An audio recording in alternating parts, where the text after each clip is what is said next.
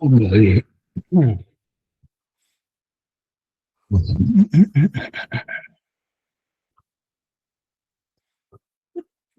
Good afternoon, guys. Can you hear me? Yes, sir. Good afternoon, sir. Happy Good Independence Day. afternoon, That's sir. good, sir. Can you? Good afternoon. Good afternoon. Independence, sir. Thank you. Thank you. Same to you. Happy New Month. Same to you, sir. Mm. I don't come again. No. Good afternoon, sir. Good You're welcome, afternoon. sir. Good afternoon. Where do I start from, sir? That's the problem with lecturing. You first be looking where you start from. Uh, okay, let me start by apologizing first. For passing the information a little late. Honestly, don't mind me. I did not know today was. I don't know how to say this, but I know there was an holiday today. I honestly did not know. I slept quite early yesterday, and I was not thinking about it that there will be holiday today. So it was later in the afternoon. I mean, in the morning. That was just I don't know what I was doing. Because I don't go to work normally on Tuesdays. I be on Thursdays, sorry. I mean today now Wednesday on Wednesdays. So like I was start doing something and I clicked to my head and I'm like, oh shoot, wait. It's actually an holiday today. And my students are there sleeping or waking up. Like. I say no, let's fix something, let's do something instead of everybody just chilling. So that's why the information came a little late. Uh so it was when I was trying to plan something that Mr. Timmy now told me I was planning to also use the night. I'm like, okay, makes better sense. I'll use afternoon. Use the night. The more the merrier. The longer the better. So yeah. So sorry about that. So sorry about that. That's number one. Number two. Sir, there's I also nothing to want. apologize. Thank you, sir. Yeah, welcome. Number two. I also was not able to check your assignment. I'm not even going to lie. I was not able to check the assignment. So, but I counted numbers of people that submitted to me, and it was not up to how many did I say that they must be up to. I think I said was it 30? How many did I say in class that day? I think it was just 15. about 15. 15. 15. 15. So I think it was just about I think it was just about 7 or 8 people that submitted. But because I was not able to particularly check it very well, I would not vex too much. But I was not able to check it. My Tuesday was a lot. It was a lot that I budgeted for. So I was not able to check it. But anyways, no problem. Okay. Okay. I think we can continue. I think we can start. Where were we? Where did we stop? So this class went, this is 4. So this class went, say, 7. There's match by 8. For me, it's not for you people. It's a Champions League by 8. So I'll finish this class by 7 at 7:30. So I'll go and watch ball. But you people will now start another class by 8:30 or by 9. So that 8 is just for you people to rest. It's not for you to go and watch ball. It's for you to rest and calm your head a little before you go come go do another one by 9 to 11. Sharp. But me, I will go and watch So I ball must be an after. Arsenal fan. God forbid bad thing. God forbid.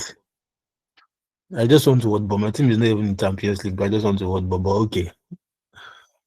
Let's go. I beg. Oh, yeah. So, okay.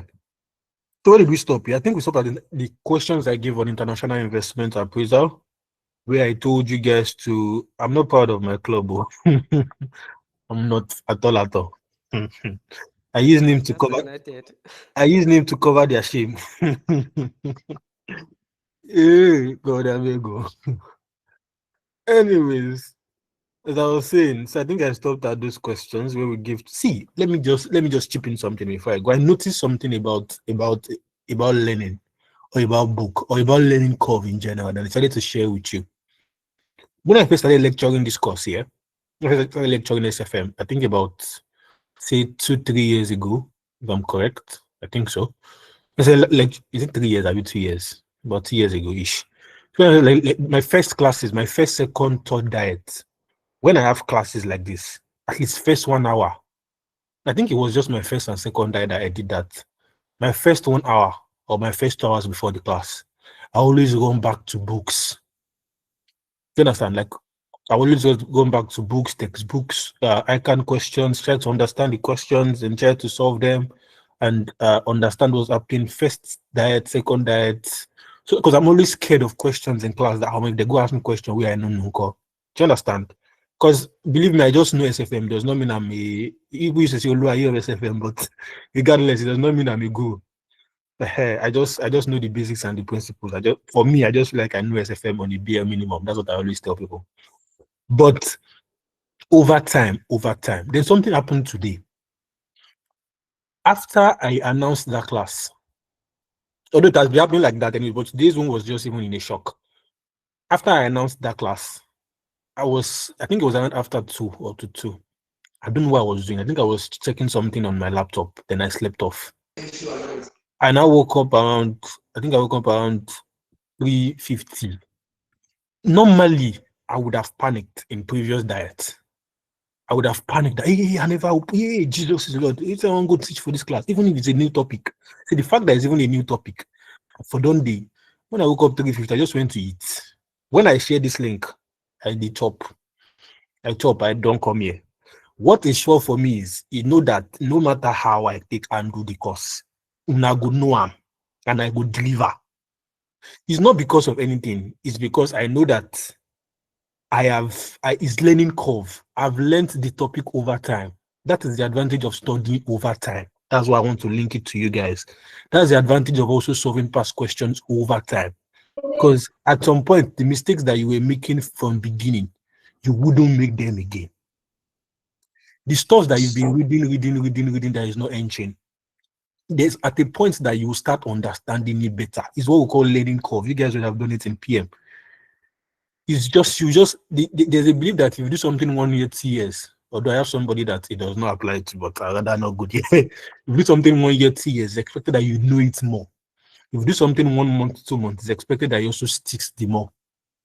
Do you understand? So the more you solve questions, the more you read, the more you get to know it. Don't do overnight reading, oh. Don't do overnight reading. So please try as much as possible. Like this.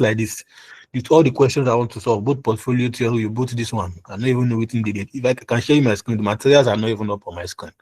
I have to go and start looking for them on my laptop. So that's how unprepared I am.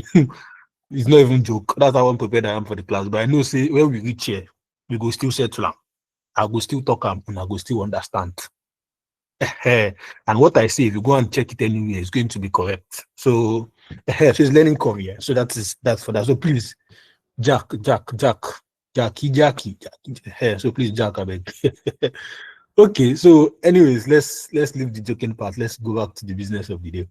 So I gave you guys 2 questions to solve. So how was the 2 questions? Let's start from there. How were they? The 2 cheap now. If I finished it, should I move on to portfolio theory and ignore the 2 questions? Excuse me. No, the correction. That's how now. Correction, Bitiba. People are idons now. People are geniuses. I don't need to be correcting people. The question is very tough. That's written tough for the question. Capital Especially allowance. number 4. That one I don't go early. My phone, I no go area. I will tell you. I did it too, but Especially that number Both 4. of them will be just number I did 4. it too. The two questions you just twisting my idea. I just have to do my best and leave the rest. Then so now, that's why I can used to say attempt the question. They did not say solve the question. No be use set them. Even if I use set them, we go find them difficult. The other side is attempt. Okay. So I think people are complaining of the number 4 question, yeah? So should we solve number 3 or number 4? So the both. Number 4. let's number 4. You too. First of all, I cannot solve it. Now, I already said it in the last Number 3 one. is okay. I already said it in the Solve last number one. 4. I already said it in the last class that I cannot solve the 2. I will only solve one. I only solve one. I already said it in the last class. You then guide us through the other one. Yeah, we can Yeah, use our mouth. Go You through it. can guide us through the other one. Yes, definitely. Okay, so because I'm a good person now, so we'll do that. So I would we'll solve number 4, then we'll break down number 3. So somebody please let me look for the material. So somebody read number 3 for me, but make I look the question first. I beg, make before I go to talk with you. I don't know. So I hope you guys can see my screen.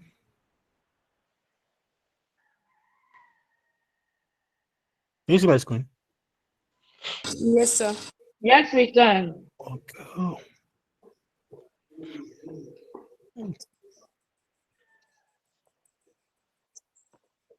Oh, let me get up here.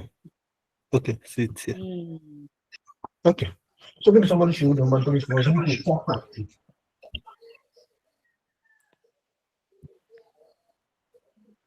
Yeah.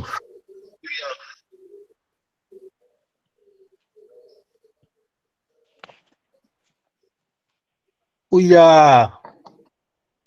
Agbejoro PLC is a highly successful I manufacturing company. I say Kenny. Agbejoro. Madam, I found now. Asal. Don't they say my language? See, I will make a rule in this class. If you cannot pronounce, if you cannot call these things very well, we will not be solving the questions again. No. Agbejoro. What's the meaning of Agbejoro, Mr. Star? He's not a lawyer. You don't first pass I can first. As you don't study Yoruba, you don't pass I can. Oh yeah. Agbejoro PLC is a highly successful manufacturing company operating in Nigeria. In addition to sales within Nigeria, the company also exports to a foreign country with currency $F along the ECOWAS sub-region. The export sales generate annual net cash inflow of 50 million naira. Agbejoro PLC is now considering whether to establish a factory in the foreign country and stop export from Nigeria to the country. The project is expected to cost $1 billion, including $200 million. Hold on, Mr. Star. Are you connected on 2 devices? No, it's not my Mr. Star, mic. can you help Someone's me mic is mic connected. mute yourself? Abba now.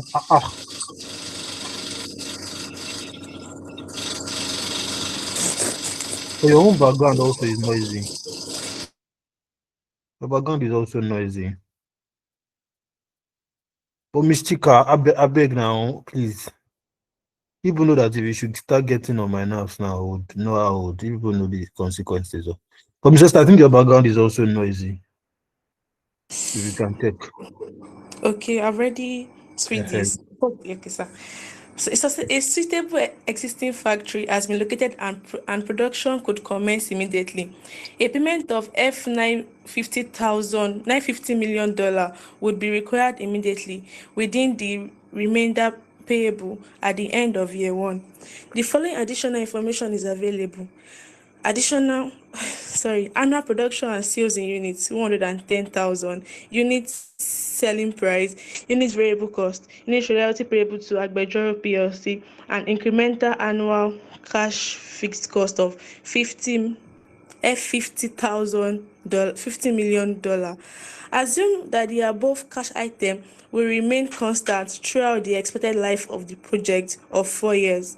At the end of year 4, it is estimated that the net realizable value of the non-current assets will be F1.40 billion dollar. It is the policy of the company to remit the maximum fund possible to the parent, that is Agbejoro PLC. At the end of each year, assume that there are no legal complications to prevent this. If the new factory is set up and export to the foreign country is stopped, it is expected that the new export market of a similar worth in North Africa could replace the existing export. Production in Nigeria is at full capacity and there are no plans for further capacity expansion.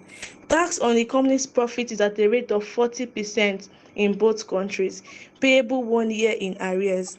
A double taxation agreement exists between Nigeria and the foreign country, and no double taxation is expected to arise. No withholding tax is levied on royalties payable from the foreign country to Nigeria. Tax allowable depreciation is at a rate of 25% on a straight line basis on all non-current assets. The directors of Agbejoro PLC believe that the appropriate risk-adjusted cost of capital of the project is 13%.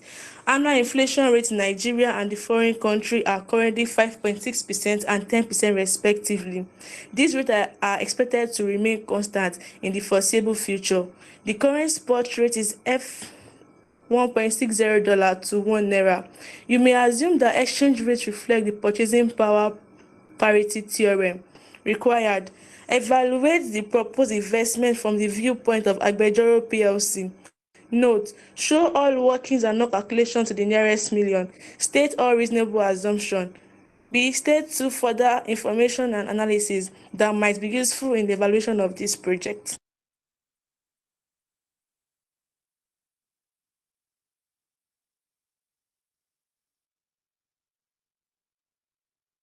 Are you done?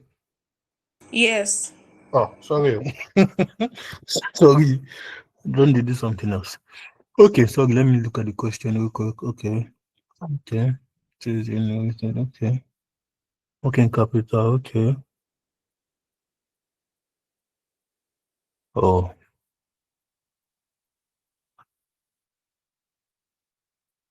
Brilliant.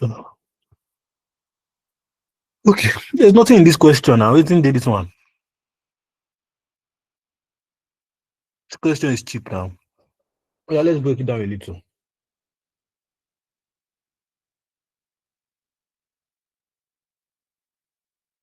Let's break it down a little.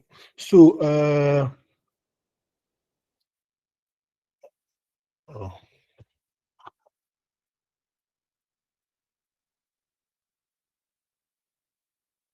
One minute, please. Okay. So, first of all, since our selling price, our variable cost, all this, since our selling price and our variable cost, I don't think there's any increments in our selling price and our variable cost now. So we can just do all of those things once and for all and get contribution. Yes or yes? Yes. Yes. Yes. So you can do so you can just do your selling price, I think 5,000 minus 2,000 of variable cost, meaning that your contribution will be 3,000 multiplied by the number of unit of 110. So that is how much. That's how much for our contribution. 330. 3 what? 330 330 millions. Okay. million, respectively. 330 millions. Okay. So that is that for that. Our fixed cost increasing. No. Okay. No. So we can put fixed cost so that we'll get our profit. So fixed cost of 50. But I think there is royalties according to what I can read here. Yeah. Yes, there's Yes. royalty. Okay. So since there is royalties paid, so who's paying the royalties? Is it the company in Naira or the company in where the other one dey? Where is The other company paying Just the That other company is one. paying to Agbejoro. the company is paying in the company is paying the company is paying So company, Agbejoro. okay, it's company, so it's going to be an expense at Agbojo, Abi. yes. Yes. Okay. So how much is the royalty that is being paid? 300. Different 300 300 naira. 300 per unit, Abi. Yes, What is multiplied by the what is the unit royalty now? So per unit. So you first do 300 multiplied by by 110,000 units. good. So you have the 300 multiplied by 110,000 units. So you have 33,000, but 33,000 I have is 33,000 naira. Abi? Mm-hmm. Yes. But 33,000 naira cannot work because you are first quoting in it's in the name of this currency, F dollar, or let me just use dollar. So first of all, you are quoting in dollar now. So that would not work for that particular that one. So you need conversion. So you need to convert it. First of all, before you convert it, let's decide our exchange rate. Which exchange rate are we going to use? What method did they say we should use for our conversion of exchange rate? 300. Method. Purchasing power parity. Good. Yeah. Purchasing power parity. So we are saying our SO multiplied by our 1 plus inflation of either domestic or foreign over 1 plus inflation of either domestic or foreign. How do we decide if it's domestic or foreign? How do we decide the one that comes up, the one that comes down? It is an The indirect quote. Inflation the and interest. Before it comes. So you check the method, you decide if it's a direct quotation or an indirect quote. According to this question, is it a direct or an indirect? Indirect. Indirect. So according to this question, it's an indirect quote because we are in Nigeria now. We are in Nigeria like this, so we need like I told you guys that day that whenever you want to make a direct quote or indirect quote, first write the normal one that we used to write, that is 1 naira equals to $1,600, and we are in Nigeria. 1 naira equals to 1,600. That normally is a direct quote. That is when you need 1 unit of foreign to get multiple of domestic. That is a direct. And the other way is indirect. When you now need so the other way is indirect anyway. So this particular one is an indirect method. So it means that you are saying that your ST or your S1 equals to your SO times 1 plus 1 plus inflation of foreign over 1 plus inflation of domestic. So what's our spot rate?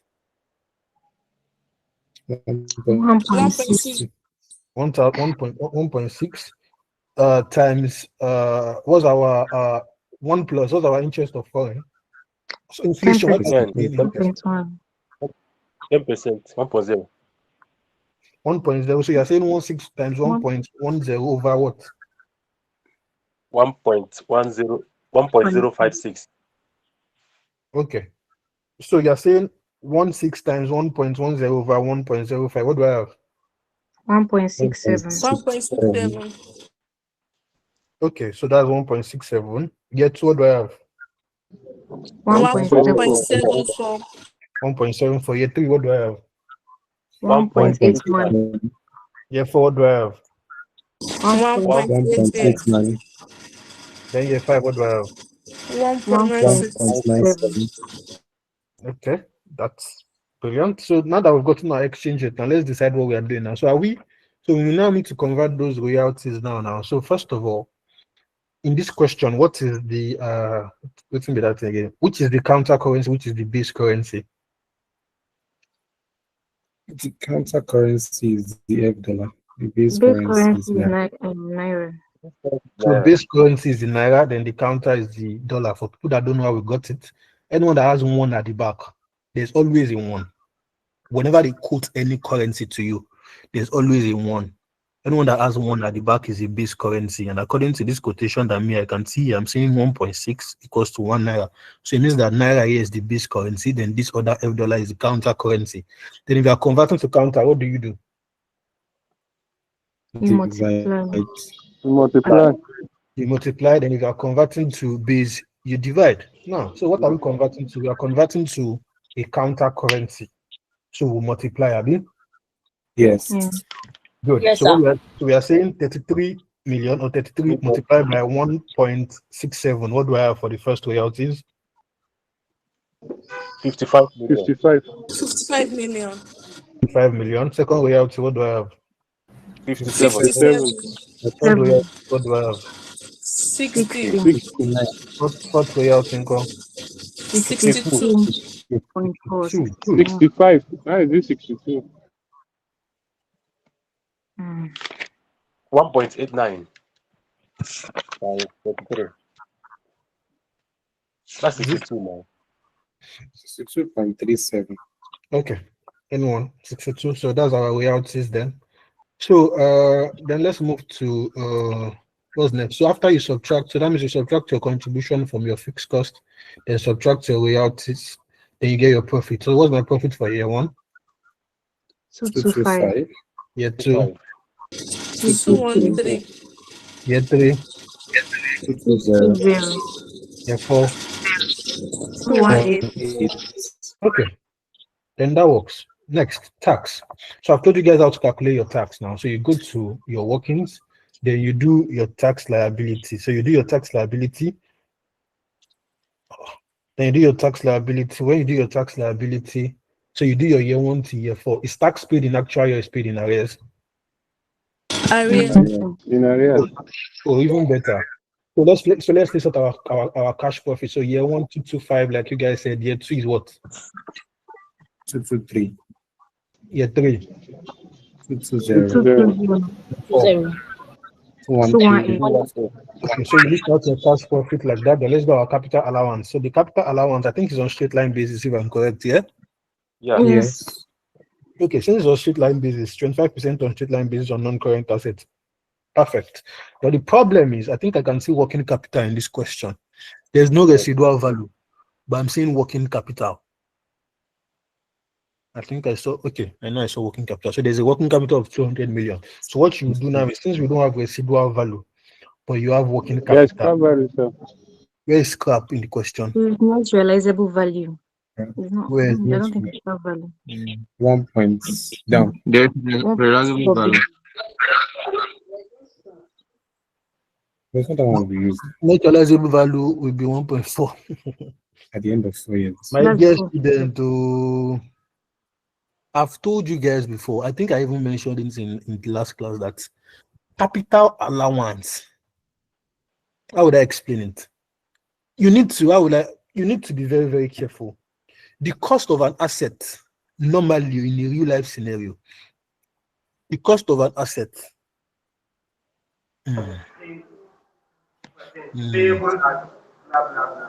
Please, can you The argument here. somebody in another class? The argument here. Hey, it's What another is the class cost for of this class. 10% or 4%? The 4% is Rabiu. It's okay, please. It's okay, please. Don't just say anything, please. But Matthew, somewhere in your panel, they are stated. Thank you very much. Okay. Please, you guys can do better, honestly, but okay. So I was saying something. So I was saying that what was I saying? So I was trying to explain the net realizable value. Now I was saying that normally you need to be very, very careful, because first of all, the cost of this asset here, the cost of this asset is how much? Is about 1 million. Net 1 realizable value about 1 million, yeah. Net realizable value. Is it 100? Please, can you just keep muted and let me just explain, please? Thank you very much. The cost of this asset is about 1 million. God have mercy. I'll leave this class for you people, and I'm not even joking. Abba, how is it hard? So I said the cost of this asset is about 1 million naira. Then, since the cost of the asset is about 1 million naira, then fine, we have a net realizable value in the particular question, which is fine. You have a sales proceeds, which is actually very, very fine. But the thing is, don't forget what I explained to you when I was telling you guys about what was the name? When I was telling you guys about in the last class, when I was telling you guys about what we do in the way we always say that, okay, capital allowance when it gets to international investment appraiser, capital allowance is because there is no particular exact movement of cash, so we don't necessarily recognize this in our books.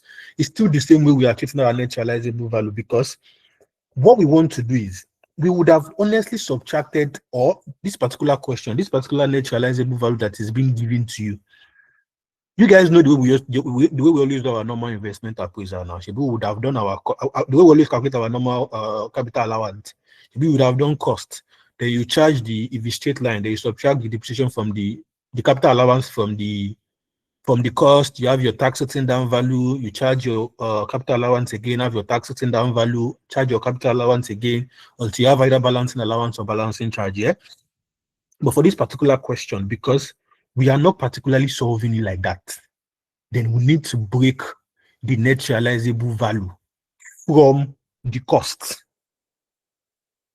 Yes, now you need to break the net realizable value from the cost. Why are we doing that? Because your net realizable value needs to appear. Your net realizable value needs to appear in the body of your question. Should be the net realizable value that we did in the last one. Should be I brought it to the body of the solution. This particular one that I solved the last. Where is it, Seth? Should be I brought the residual value to the body of the question. Exactly what I'm telling you. So the balance, so the residual value that is either the balancing allowance or balancing charge needs to come to the body of the book. But if you have subtracted it from your capital allowance, there is no way it's going to enter here. So what do you now do? You split them. So you treat them as different items. How do you treat them as different items? You calculate your capital allowance separately, then calculate your balancing charge separately. Now, so for your capital allowance, what you are now going to do is your total cost. Since we have working capital, if you don't have working capital, you can ignore. But since we have working capital, so you say total cost minus working capital divided by number of years. What's that? What do I have? What's the figure for that? 200. So that's total cost of 1 million or 1,000 regardless, minus working capital of 200 divided by 4 years. Divided by 4 years. That's 200. Abi? Yes. Abi? Brilliant. Yes. Now that we have our capital allowance of 200, so we are now going to go up there where we have our cash profit. Subtract our capital allowance from those our cash profit to have our taxable profit that will tax. We already have cash profit now. And that thing we have is cash profit, is not taxable profit. You guys know the differences between this thing now, between cash profit and taxable profit. So cash profit, you subtract your capital allowance to have your taxable profit. So 200 above across the board. What do I have for my taxable profit? Year 1, 25. Year 1 is what? 25. 25 million. 25. Year 2? 23. 23. Year 3? 20. 20. Year 4? 18. Good. So you tax. So those are the things you will not tax 40%.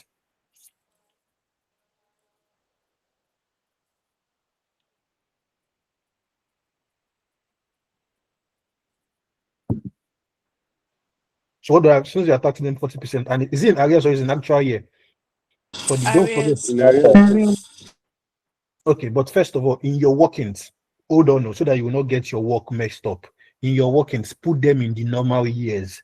But when you now get to the body of your work, you go and move them now. You understand what I'm saying? Or do whichever you like. Anyone that is comfortable for you. Just charge 40%, and tax of year 1 should come in year 2. Tax of year 2 should come in year 3. For year 3 should come in year 4. Anyone that works for you, please don't let me confuse you. Anyone that works for you. So my tax in year 1 will come in year 2. So in year 2, what do I have? 10. 10. Year 3 go. 9. 9.2. Year 4 go. 8. 8. Then year 5. 7.2. Good. You will now come and have balancing charge. Now, I know some of you will now be wondering that why this man they talk balancing charge? Why is there no option for balancing allowance? That could it not be balancing allowance? Why is it balancing charge? Now it is balancing. You people don't know anything. It is balancing charge because there is no tax sitting down value now. Hey, bank continue, so people don't meet what I'm saying. Chebi, if you want to determine if it's balancing allowance or balancing charge, you would compare your tax sitting down value to your sales proceeds now. If your tax sitting down value is greater than your sales proceeds, it's a balancing allowance. But if your sales proceeds is greater than your tax sitting down value, is a balancing charge. But in this particular situation, there is no even tax sitting down value at all. People have not been comparing anything. So it automatically means that your sales proceeds will be greater than your tax sitting down value because there is tax sitting down value is even 0. Do you understand what I'm saying? Tax sitting down value is even 0. So So since tax that value is even 0, it means that our sales proceed automatically is greater. Our sales proceed of 1.4. So you are saying 1.4, 1,400 minus 0 times what's our tax rate? 40%. And 40%. What do I have? 560. So you are taking that 560 to the balancing charge. So you're going to put 560 in the last year. Automatically, normally, this 560 is supposed to be in year 4. But because tax is paid in arrears, don't forget, whatever you do for tax, do it for capital allowance, do it for balancing charge. So automatically takes that 560 to the last year. So it means that you have negative 560 in year 5. Is that fine? Yes. I'll take your question. Yes, sir. I'll take your question. Just hold on. So after that, you go to your written data again. So we can do our initial outlay now. According to our initial outlay, ICANN was just, this is an ICANN question, I think so. ICANN is just trying to be very, very smart with the question by saying that a payment of 950 would be required immediately with the remainder payable at the end of year 1. Now, so what we are saying now is you do 950 in year 0. You do 950 in year 0. Then I want to say something. But now, normally, I mentioned this in our normal investment appraisal, that whenever they say something is at the end of year 1, it automatically means it's the beginning of year 2. That's the meaning. Whenever they say something ends is at the end of year 1, is at the beginning of year 2. That is the normal terminology. That's the normal belief. But because that thing I said, I'm trying to narrow it down. I'm honestly still working on it. I'm trying to narrow it down because I've seen this exact same thing not only in ICANN solutions, I've also seen PCCA solution. That thing only most times applicable to, say, maybe cash flows, not necessarily. When I mean cash flows, like I mean like your normal cash inflows, your sales, your variable cost, and all those things. Not those ones. Does not particularly necessarily apply to payment. I know some of you have this mentality that, okay, I know some of you have read it in maybe your physical class. That's why I'm trying not to dispute that fact that, okay, whatever ends in year 1 should start at the beginning of year 2. Has anybody heard it before? You know, like I said, first they talk. Yes, sir. Heard it from not only my mouth, though, like other lecturers, yeah? It's boring, I bet it's boring.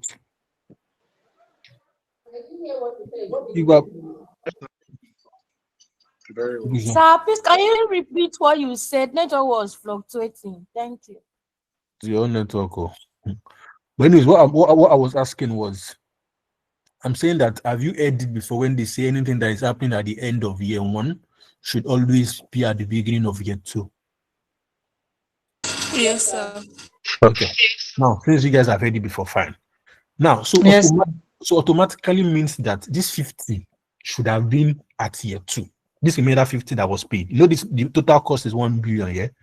So 950 is supposed to be paid in year 1. Tell year 0, then 50 should be paid in year 2. But what I'm saying is, I'm going to dispute that fact with this particular one because I'm saying that when it comes to payment of money, maybe payment of initial outlay, let me just put it like that, payment of initial outlay, I'm just trying to work on maybe there's an exemption to initial outlay. But in all the solutions I've seen, both in ICANN and ACCA, the remainder is always being paid in that exact year. What I'm saying is this remainder 50 is now going to be paid in year 1. I'm still trying to work on the fact why I'm not going to say this is why it's happening. Because believe me, I'm still trying to work on it. I've just been very busy these days. I'm still trying to work on it. Why does it exempt from initial outlay payments? Because I've seen another solution that looks exactly not like this, about 1 or 2 in ACCA book, and it's something like this that they did. So what I'm saying is, so the 950 will be paid in year 0, then the 50 will not be paid in what? It will be paid in year 1. So that is settled. From there on to the next, so you have working capital. So you put your working capital of 20 million at the, is it 20 or 200? 200. So you pay your working capital of 200. Which year would this 200 million be? Year 0 and probably year 4. Yes, So what will be your year 0? Year 4. Year 0, 200 Year 0 negative. and year 4. Year Negative 4, in year positive 0 and 200. positive in year 4. Negative 200 in year 0 and positive what? And positive 200. Positive 200 in year 4. Year five. Like. Negative 950 for initial outlay in year 0, then negative 50 in year 1, then positive 200 in year 4. That also works. That is very smart. That would have been the perfect thing to do. Now let me explain to people that I intentionally asked. I know my students, people would have overthought it. Because the normal we used to do here, see, let me tell you something. SFM is not hard. Just understand basics like I always tell you. We are not doing this one like that because that one we used to do because how would I say, there's introduction and it involves movement. Do you understand? It involves the working capital was increasing over time. They used to give us an increase in working capital now. All previous one that we've been doing like that, they will tell you that can either is as an increment of sales, as an increment of whatever. That's why we always take the differences. So we always introduce it in year 0, then recoup it at the end of the year, which is sharp. But for this particular one, including 200 million for working capital, there is something that should always be at the back of your mind. Let me tell you what should always be at the back of your mind. Most times in genuine scenarios, it is nearly impossible. Nearly, I'd not say totally. It's nearly impossible for your working capital to be 0. Only if you liquidate the business. Yes, now, nearly impossible. Why am I saying that? You guys should not forget the example I always use, filling station. You have a filling station here. You've done all the necessary pump. That's okay. You'll be buying tanker of fuel now. So you'll be putting money, say 20 million, 200 million, just to be buying tanker and be coming back. And that money ever go, even if you later decide to not do the business again, that your working capital will still be recouped. Only if you liquidate, maybe you go into bankruptcy, then whatever I hear. But in the normal operation that you just decided, okay, I just want to do this filling station for 5 years, then I will sell it. Your working capital is still going to come back. So your working capital most likely cannot be 0. Now, in this particular scenario, in this particular question, you could do it in 2 ways. You could do it the way that brilliant madam said, by saying your 950 of your initial outlay, subtract the other 50 now. It's 950 in year 0, then 50 in year 1. Then you now go and add back your 200 in year 4 of your working capital. So in your book, you just say initial outlay slash working capital. You could do that. Or you could just say initial outlay first. So you are doing your 950 negative year 0, 50 negative year 1, negative also year 1. Then you now come down to the next line, say working capital. Then just take that 200 positive to the last year 4. You don't necessarily have to put the 2 on the same line. You can put them, fine. You can still split them. You get your answer regardless. I hope that's fine, please. Is that fine? Yes, sir. Okay. So I'll still take questions. Just please hold on. So after doing the initial working capital, you get your cash flows to you get your cash flows to Nigeria. So what are the cash flows to Nigeria, Bana? What do I have? Year 0, 950. Year 0, 950 year 0. Year 0, negative 950. Yeah. 175 in year 1. Yes. 213 year 2 what in year 2? 203. 13. 213 in 211. 211. 1,810. 1,810. Year 4, Then 567 in year 5. But that 567 is negative now. Yes, negative. Okay, so that's put your the tax on sugar value. So put your exchange rate. After putting your exchange rate, that's 16167 blah blah blah. Then you now change the currency now, naira now. So let's convert. So what's the cash? So the cash flow remitted to Nigeria now. Now we are converting to naira, which is is it a counter currency or a base currency? Base currency. Base currency. Since it's a base currency, what are we doing to it? Divide. We are dividing by the exchange rate. So you're saying 950 divided by 1,600. What do I have for year 0? 594. Year 1? 105. Year 2? 122. Year 3? 122. Year 3? 117. Yeah, 4. 958. 417. Yeah, 5. Negative 289. You even know that I don't have the solution. So even if you are calling wrong figure for me, I don't know. People should just confirm it, but I hope people are calling the correct one.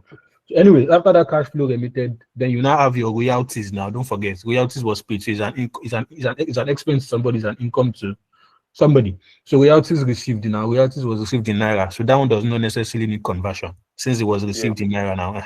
So I think I will just have 33 across the board from Yes, year 33. 1 to year 4. So 33 year 1, 33 year 2, 33 year 3, 33 year 4.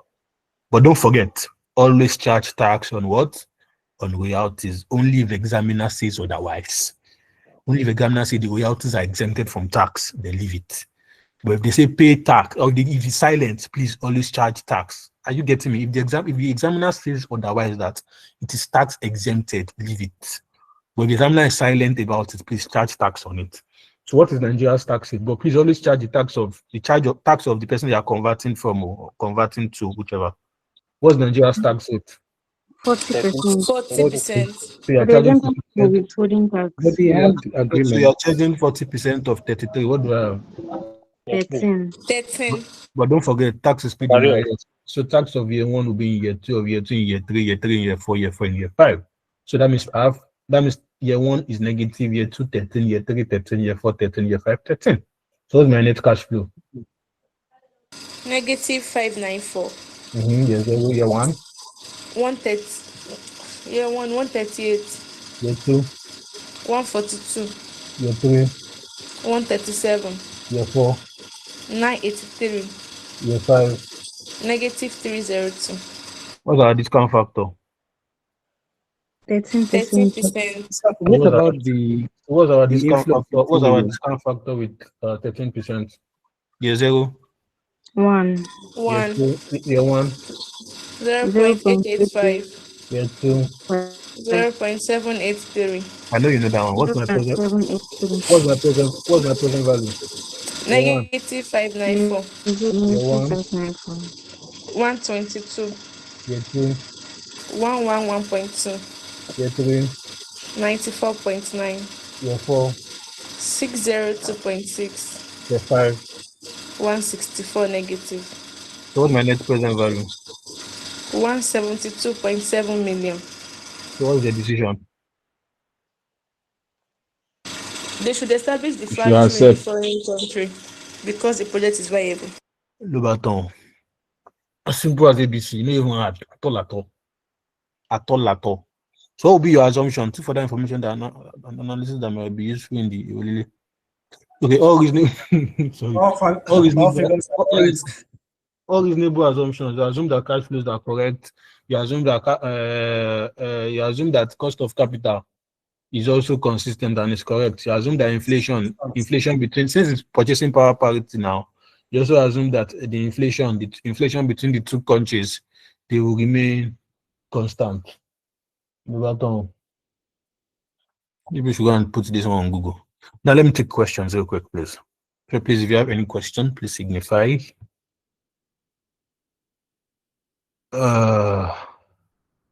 Miss Esther, please always, I don't know is it fan? That thing must not be fan, no.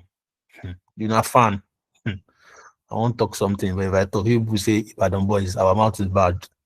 So I will not say it. Make I comport. This is a professional background. Anyways, okay, questions. Okay, so I have 3 hands. Okay, Mr. Ifena, talk to me, please. And I have a question and clarification. Good evening, sir. Good For evening. my clarification, that means whenever we are having a working capital that is not growing, we're supposed to just charge it to the final year. Yes, please. And then for my question, how about the 50 million from the sales from your previous sales? We didn't add it. There's 50 million there. At the beginning of the question, go. The export sales generate annual net cash flow of.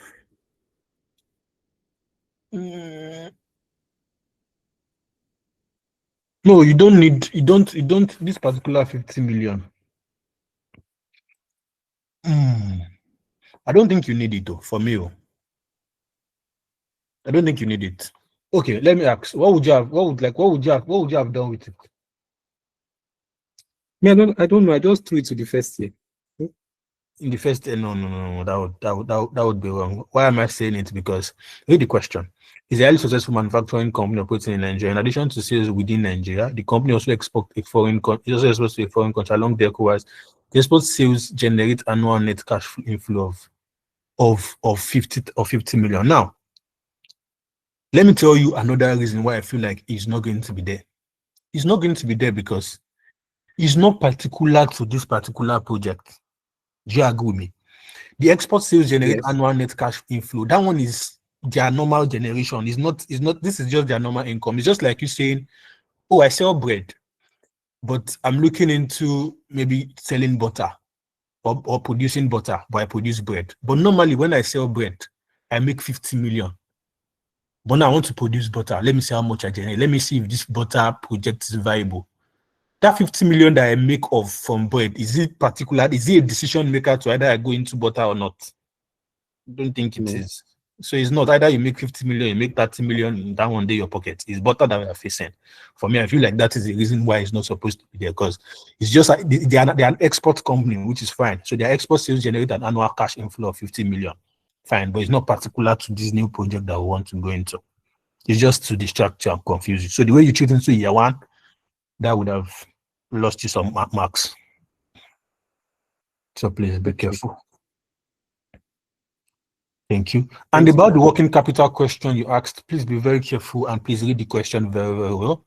If the working capital is supposed to, if there is just read it, please. I don't want to streamline it to you saying if it's not growing, the question could change. Do you understand? The question could just, if the question could just say, this particular question, if you had said that a working capital was introduced at something just to change, I don't know, the way they used to cook their question, it could change the entire question. So like I always tell you guys, be very wise, be open-eyed, and don't be streamlined.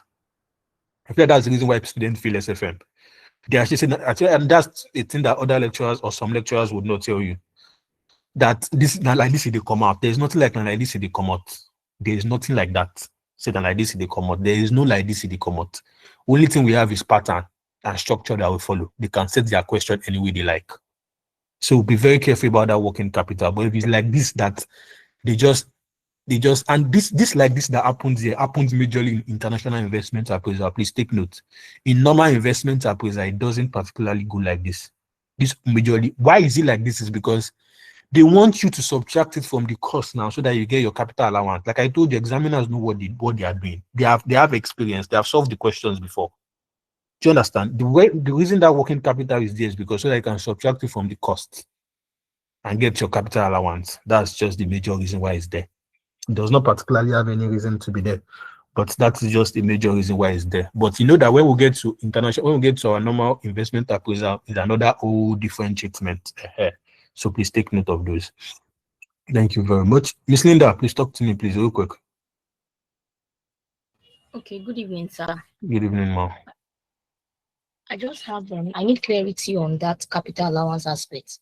I actually solved the question, but how we got the 200 during this explanation, that's my only concern.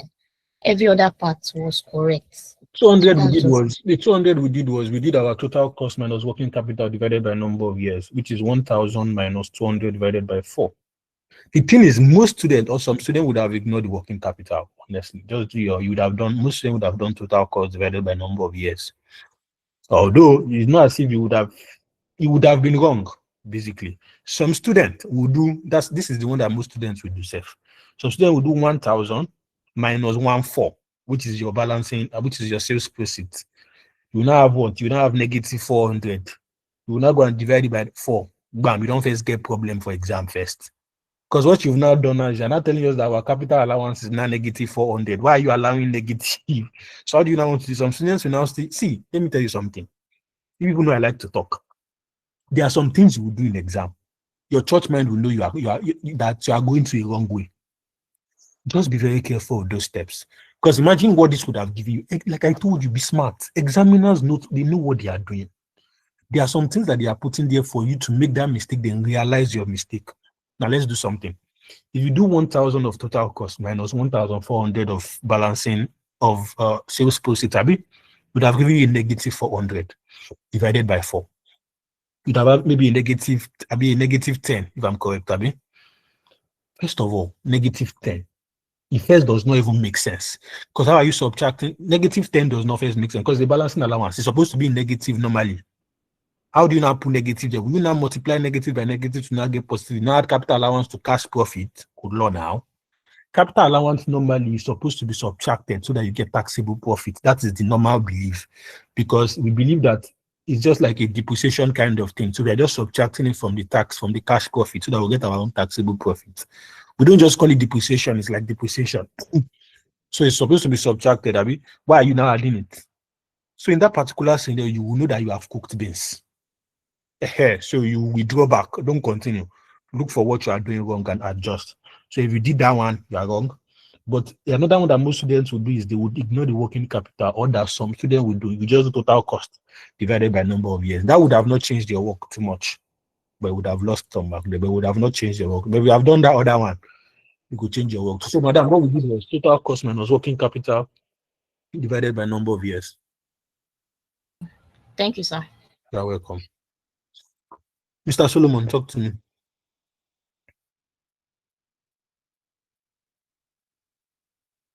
Even look at itself, go. The question, I'm just even looking at the question even says the total cost is expected to cost 1 billion, including I don't even read the question where we say including but now. The question is self-explanatory now. I just even read it very well. I did not read it very, including working capital. You remove it now. I don't even look at where we say you will remove it. You will remove working capital of 2. That's why you cannot introduce it at sorry, Jerry. I just didn't even look at where we say. This is why you cannot introduce it at the beginning and remove it at the end now. Why are you doing that? When they say it's included inside costs. You want to go and buy, let me make it more practical. Let me still go into my filling station business. They say, okay, you want to start now, this particular project that you want to go into now, it would cost you 200,000.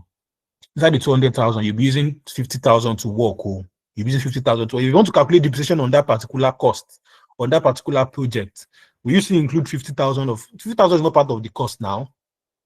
Now 50,000 is just money that you'll be using to work, money that you collect later. It's not part of the cost, so you cannot use it for depreciation now.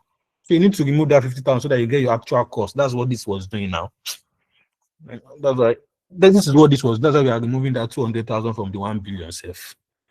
Because it's included, and working capital is not supposed to be included in cost. We want to calculate our normal depreciation. So if it's like this, we cheated the way we just treated it. I hope that's fine. Time is fast spent. Yeah, Mr. Solomon, please, your question real quick. That's the last question I'm taking, please. Yeah.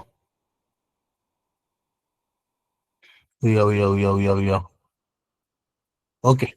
So I assume that. Hello, sir. I'm with you. Yeah, sorry, please. My question is in regards to this withholding tax, sir. Ask me. That's the phrase. I'm surprised that we still charge it when we are bringing the royalties to The what? Nigeria. Like when the royalties, the withholding tax. Mm. The question said no withholding tax is charged on. I was surprised why we still had to tax it. The question says what? So you're not asking me your question very well. Ask me. It's a question you're asking now. Be confident to ask the question. You don't understand that's what you're asking me. Okay, sir. From the question, yes. Sorry, let me get this thing. No withholding tax is levied on royalties payable from the foreign currency to Nigeria. So with that phrase, I was thinking maybe that was the royalties is tax-free or something. That doesn't understand. No, it's not. We didn't charge withholding tax on it now. The 40% we removed is not withholding tax. That is task. It's not withholding tax. It's just our normal tax, not necessarily withholding tax. All those lines are just to confuse you, I beg. That's what I'm saying. It's not what we yes, remove. Sir. No withholding tax is levied on royalties payable from the foreign country to Nigeria. Even at that sense, it's even saying from the foreign country. Read this question very well now. But regardless, what we still even remove is not exactly withholding tax. But this is saying withholding tax is levied on levied on royalties payable from the foreign country to Nigeria. It does not mean you will not pay it in Nigeria now. From the foreign country is levied on royalties payable from the foreign country to Nigeria. We didn't remove it from the foreign country now, did we? We didn't now. No. Yeah. But exactly. Thank you, sir. You're welcome. Is that all the questions I have? Please. Okay. So do I finish to solve question 4?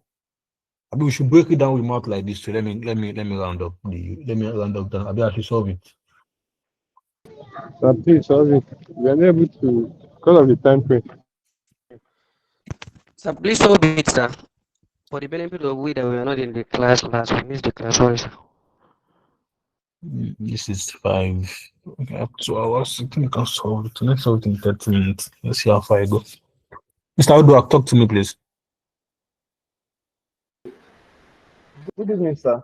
Good evening. Sir, my question is, I see that we are giving the inflation rate for the foreign and domestic country. So what factor is that one playing in the question? That's what we use to calculate our purchasing power parity now. That to determine our exchange rate. Okay. That thing that we did 1 plus inflation of foreign over 1 plus inflation of domestic. That's what we use those inflation for. Thank you very much. Oh yeah, somebody with question 4 for me. So please, this is 7:15. I'll step out for 1 minute now. So just read the question. 7:15 means, so let me pick people that read question and call figures for me to avoid the I'm thinking of picking new faces today. Let me see. All these my normal regular students. They are already. I want to change girlfriend.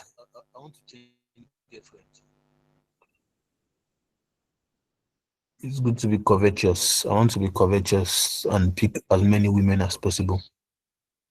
So please, if you are available to call figures for me, can you raise up your hand, please? You people know the deal. Make we no first fight, though. And you people know the criteria.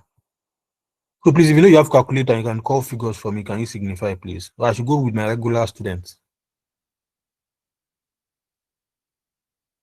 We are. Is there anybody? No, it's not. It can't be anybody. Anybody call. So since there is no new faces that wants to call figure for me, people are telling me to stick with my normal girlfriend. So I'll stick with them. The men don't vex with you, sir. No, today they vex now.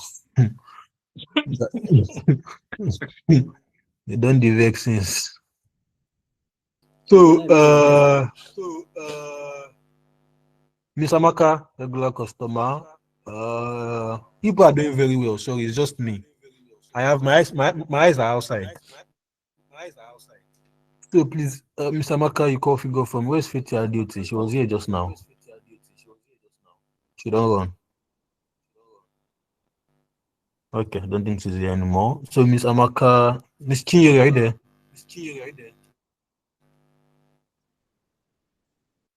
Okay, I don't think she is. Where are my students now? Oh, wow.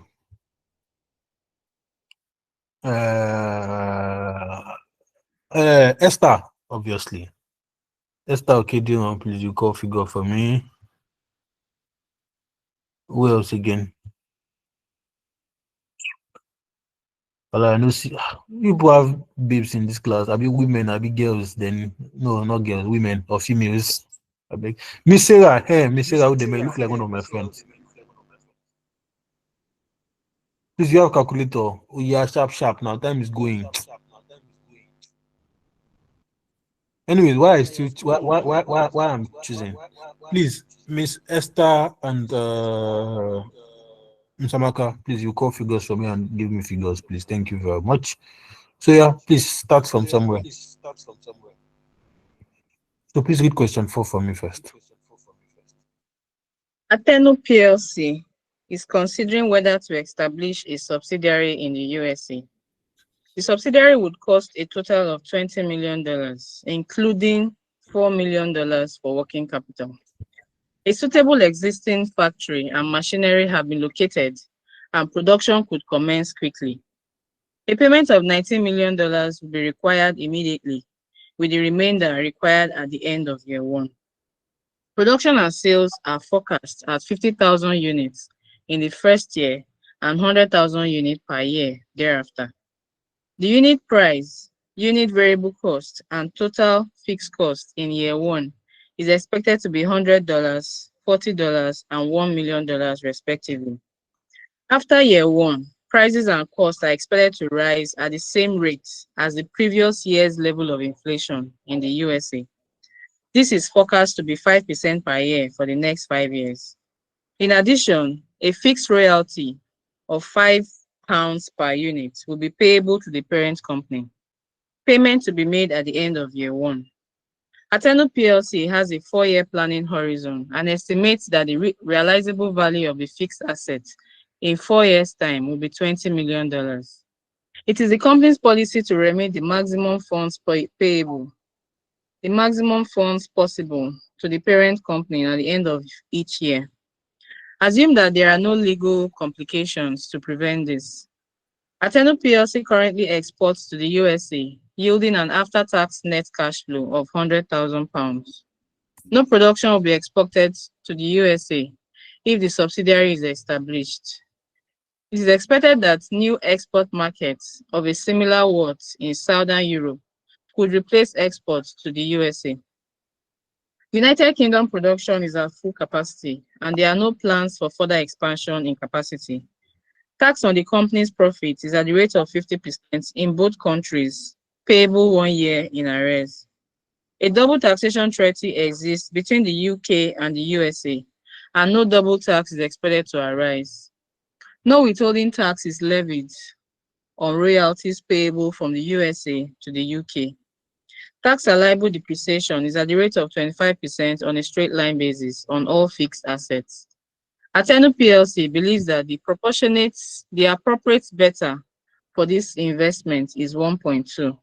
The after-tax market rate of return is 12%, and the risk-free rate of interest 7% after tax.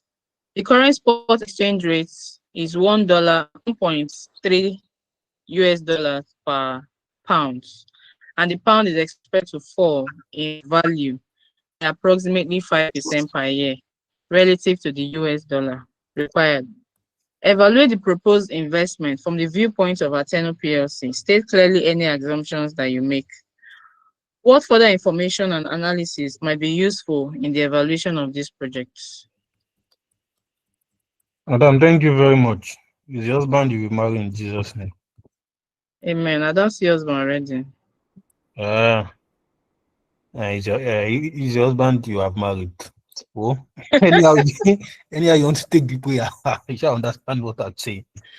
Anyways, thank you very much. So, coming on, let me arrange my. I'm Samaka, so you don't marry. Nice one. Make I go find another girlfriend though. I never marry. I who say I don't marry? I say I don't find husband. You don't find husband, you don't marry, none here. Marry more. I can still say no now. Ah no, don't say no. There's no husband in town. There's no good husband in town. Now only me remain. Only me. I feel manage. Okay, we do. Now two of us. Which one be two of us? Please speak for yourself. Yeah, I know say now only me dey. Don't be two of us. This was the name of that first company that we solved. Agbejoro PLC. Agbejoro.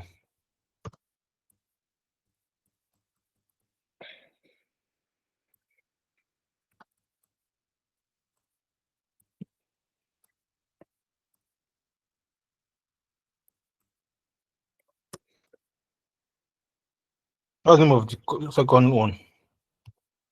Ateno.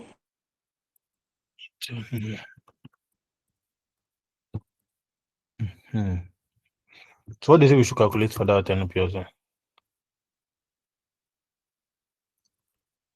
What do you say we should calculate for Ateno PLC, please? What do you say we should calculate in the requirement? The proposed Kenny, Kenny. we should evaluate the proposed investments from the viewpoint of Ateno PLC. Just a calculation of present value. Calculation of present value. Okay, so where do we go from here? Okay, so how many years is this stuff?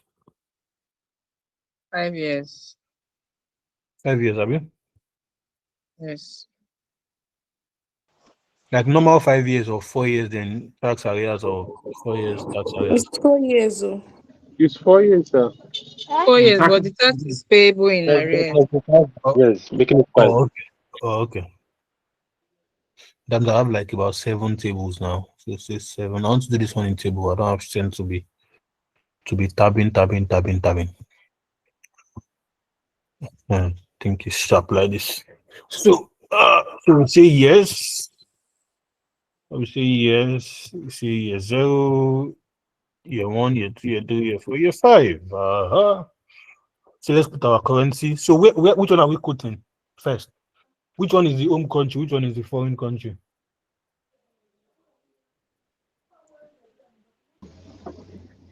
UK is the home country, sir. UK is the home, so dollar is the foreign. So we are starting with foreign Yes, country dollar is now. the foreign. So we start with foreign. We start with foreign, and then we now bring the profit we made from foreign to home. Now that's where we used to do it. So let's start with foreign.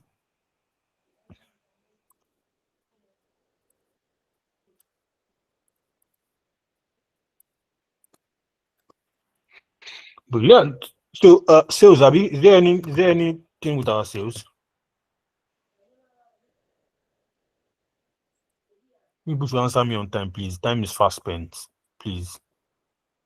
Sales is growing. Okay, so that means it would come to workings. I need to start portfolio theory today. I don't intend to finish it. The way you are doing like this, I don't even to eat before you come. Maybe you better ginger up. So workings now. So let's see our workings one now. So say sales. So please, when it's 5:45, please somebody should alert me, please. I need to have finished this by then. So sales. So you say let me manipulate this thing. Let me just do it on some forward. Let me manipulate it. So let me say something like this. Okay. So I'll say selling price. What's our selling price? For year 1 is $100. $100. $100. Across the board? No. It's Yes. growing. 5% inflation. Inflation. Annually. It seems good. I can still do 100 everything now. I can still do 100. You don't worry. You still do 100. So you say inflation at 5%, have you? Yes. At 5%. Then you come here, you say 1 point. Okay, let me do this. So okay, let me go and read it again. Let me see the way they go with. Like when is the going starting from is what I'm looking for. From year 2. Starting from year 2, okay. Yes. Yeah, this after year 1, price and cost are expected to rise. Real. The fourth paragraph. Okay, the unit price in variable cost in year 1 is expected to be 100. Okay. After. Oh, okay. Please be very careful of that growing method. It doesn't appear to. But since for year 1, oh shit. Oh, don't go do. I'm coming.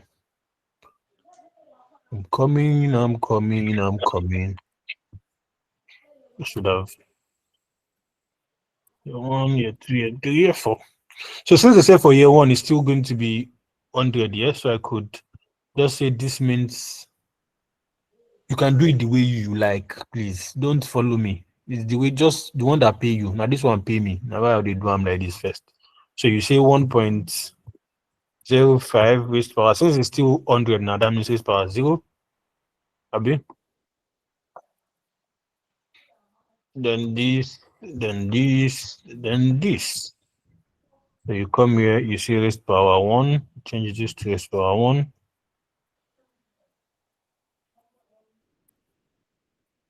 Come here, change this to S power 2. You come here, change this to S power 3. Now, the one we pay you do some of you don't need to put 100 across the board. You can say year 1 is 100, take that 100, come and go, it's 100 times 1.05. It will give you whatever you get here. Whatever you get here, bring it here. Everything still works, please. Anyone that is comfortable for you. So you now say selling price inflated into this in capital letter. So you say selling price inflated. How do I have 100? 5. 105. 105. 110. 110. 116. 116. So you say, let me just say units. What are my units? 50,000 in year 1. 50,000. 50,000. What's it called? Okay. 100,000. 100,000 other years. Other years. Okay. So what's my annual sales? And one more. So you would say annual sales. What do I have? 5,000. 5,000. 5,000. 10,500. 10,500. 11,000. 11,000. 11,600. 11,600. 600. David, do I ask you to be calling Pigos? As my women are not calling me very well. You say I no complain. My women are not they are not active. Okay, so I just noticed. That's why I said let me just bring it to your notice. Thank you. Leave him. He's doing it. Observer. Observer. 5,000. What's this year? Tier 2. 10,500. 10,500. 11,000. 11,600. Okay.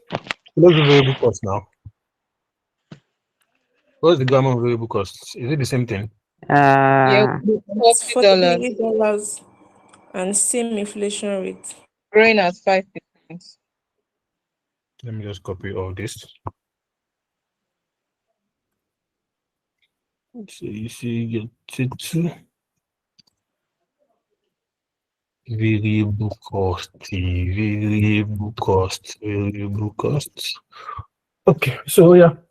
So it's per unit too now. How much? Yeah, 1. 40. 40. Yeah, 140. You see variable cost. It's 40 across the board now. Yes. Yes. What's the inflation rate? Inflation.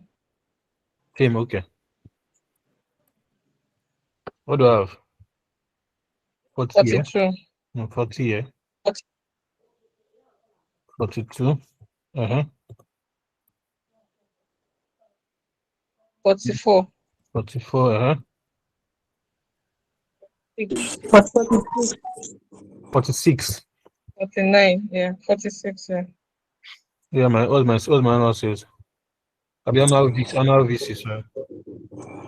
2,000. Hold on, please.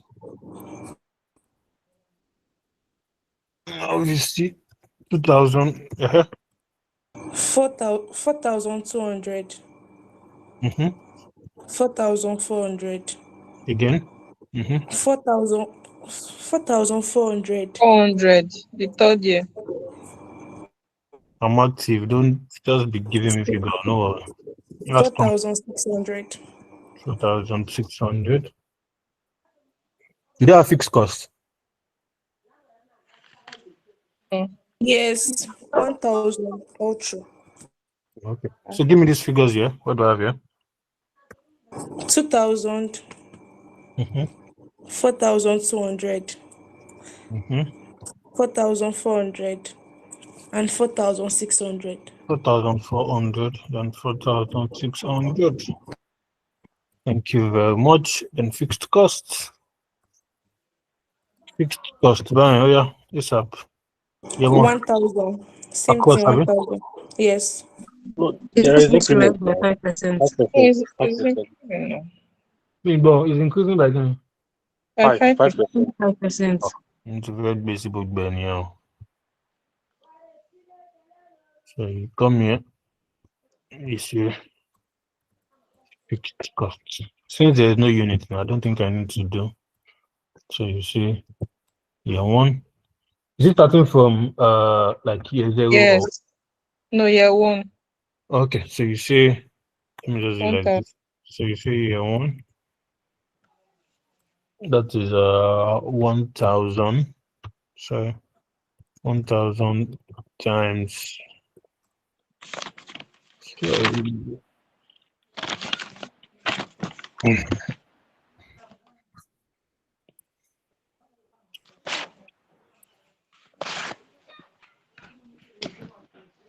this word shall likes to misbehave. Anyways, yeah. But year one is 1,000. It's not increasing from year one. Momo. Okay.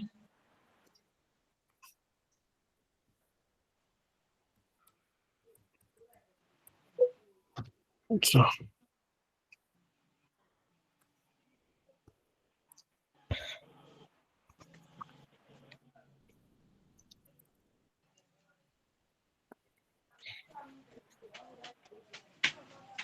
what do I have? Please, you can be calling for me. Just be looking at me. 1,000. Year two, 1,050. 1,050. 1,103. 1,260. 1,103. Yes. 1,000. What is the last one? 216.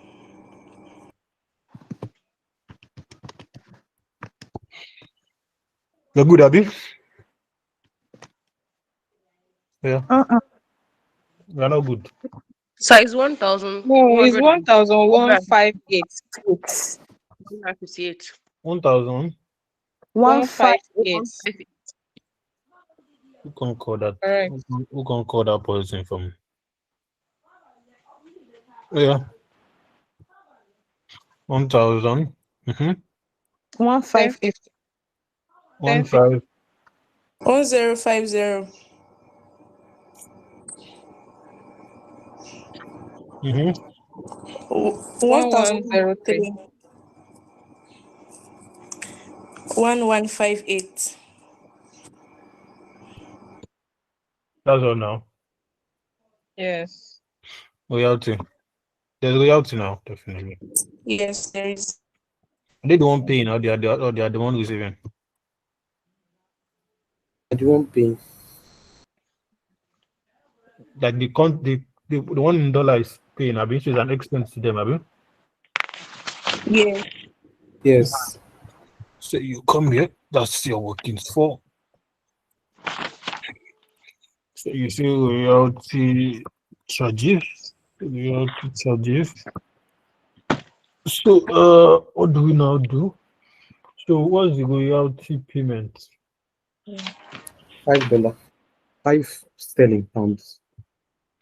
Okay. So let's do like this. Let's do like this. Let's do like this. So this. Okay. Just for better understanding. So you see, yes. Okay. Like this. So you see royalty in pounds, Abi. Yes. So how much $5 across the board, Abi? Yeah. Okay. So it's per unit now. So let's go and get our unit. So what's the unit? So it's still the same unit, Abby? Yes. 50,000, 100,000, sorry, 100,000, 100,000. Okay, so what are our total royalties then? 250,000. 500,000. 250,000. 500,000. 500.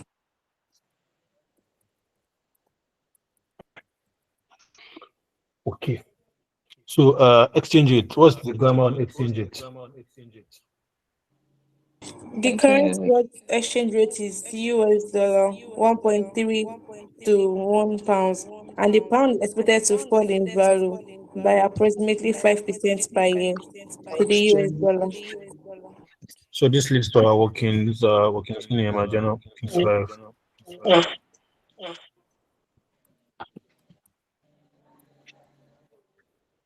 So sorry. Okay. So you say your workings 5, you say exchange it. Okay. So a question you they said let me go and read it myself. I don't trust people's reading. Oh, Dali. Okay, so you said the current spot rate is US dollar is $1,300 to 1 pound, and the pound is expected to fall in value by approximately 5% per year. Okay. First of all, is this a direct? Okay, since we are not even using purchasing power parity or interest rate parity, we don't need if it's a direct quote or indirect quote. We don't need it. But regardless, I would still like to know: is this a direct quote or an indirect quote? Where are we? Indirect. Indirect. You are in UK. We are in where? UK, sir. UK. Okay. So we are in the UK. So automatically means that pounds is our home currency, Abi? Base currency. Yes. Okay. So we need multiple units to achieve one. We need multiple units of foreign to achieve one of home. So is this direct or indirect? Indirect. Right. Down. Indirect. It's indirect now. So Indirect. it is Indirect quote. indirect. Thank you very much. But regardless, it's an indirect approach, but we don't still my internet skipping. Okay. So but regardless, an indirect approach, but we don't. Miss Mary, please, your microphone, please. Your network is not even good on top. So yes, it's an indirect approach, but we don't really need it. So we need to, what's the name? So since this is falling in value, now they said pound is expected to they said pound is expected to fall in value. Okay. Since pounds is falling in value, listen, no, since pounds is falling in value, it means the dollar is gaining strength. Yes. Somebody's unmuted, please. So it means dollar is gaining strength, and since dollar is gaining strength, automatically means that you need what? You need lesser value. So you'll be needing less value of dollar to get 1 pound. So automatically means that your first year, this 1.3 will reduce. Yes, now will reduce by 5%, around that 1.2 something. That's what it's going to be.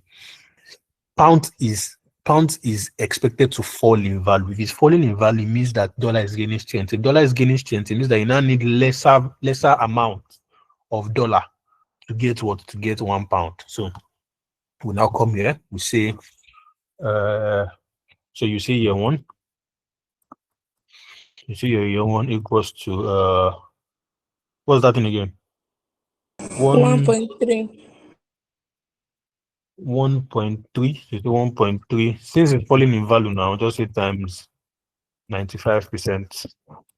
Abi now? Yes.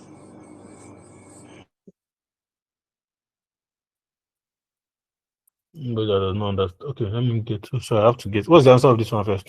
1.24. 1 point. No, the rate was written in 3 decimal. Please give me in 3 decimal. 2 3 what? 5. 235.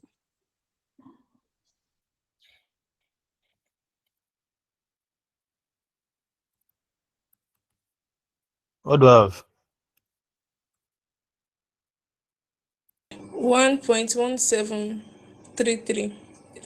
1.173. Okay.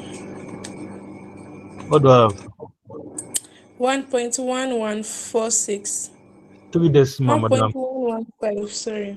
1.115. What do I have here? 1.06. 1.059. Approximate it to. We are using 3 decimal. Yes, 1.059. Okay. Now you see what's happening here. We are using lesser value. We are getting lesser value. This is a lesser value of using lesser value of dollar to now get £1. That's the meaning. It's falling in value. So this is our exchanges now. So let's put this one here. So you're now saying 1.235, 1.173, 1.115, 1.059. Now listen to my next question. Am I dividing or multiplying? You multiply. Multiply. You're multiplying, sir. Now, decision is multiply. So we are converting to. So how do you know? You come to this your. It's when you guys notice that I'm echoing now. Please help me. Just look at if you are the one that is unmuted. Just mute. Do you like the way I'm echoing? Even you cannot hear me very well. Anyways, you want to decide if you are the one that. You want to decide if you are multiplying or dividing. Just come here. Check which one is a counter, which one is the base. I said the one that has 1 is the base. The other one is the counter. So look at the one you are converting to. You are converting to base, you divide. If you are converting to counter, you multiply. But according to this question, we are converting to US dollar. Abi? Are we not? Yes, we are. We are converting to US dollar. Means that we are multiplying now. Abi?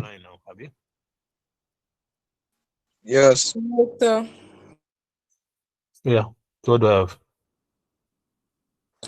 309. 309. 587. 587. 558. 558.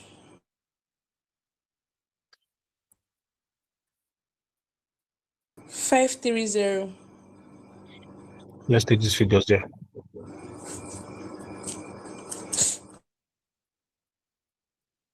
So yeah, what do I have here? 309. 587. 558. And 530.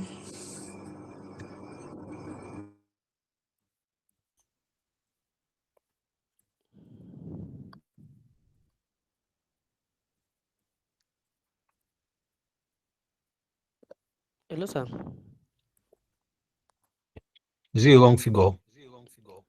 It's not a wrong figure, sir. My hand is raised since. I wanted to ask some small questions, sir. Sorry. You have to hold on, please. Thank you. So what is next like this? Tax, Abi? Profit before taxes. Sorry, thank The you. profit The before profit. So do you have profit? Like the question, like you guys know the deal now. When I want to take questions, let me just take questions at that time so that we don't break the class. Because if not, the class will just be breaking, and you guys will not enjoy. So yeah, All right, sir. my profit. Mr. Olashinle, we have a tax allowable depreciation, sir. I will use it now. This is profit before tax now. Abi. After my profit before tax, I will do my normal tax now. Oh yeah, what's profit? 1691. 1691. 4663. 1691. 4663. Mm-hmm. 4939. Mm-hmm. 5212.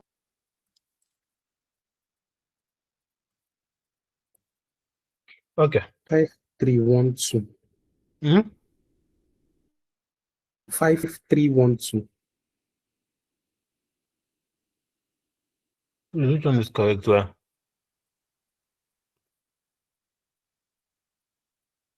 let's confirm this. Is it 212 or 312? 5312. 5312. Okay. So leads us to the next one. So I'm sure we should inform you once it is 5:45 and it's now 5:46. Thank you very much. Thank you. I never do anything. I thought I would have finished, but still thank you. So, anyways, what's next now? So these are profits. So tax liability now. So tax liability. Oh, yeah. So you see, so this is our next workings. So that's working 6, Abby.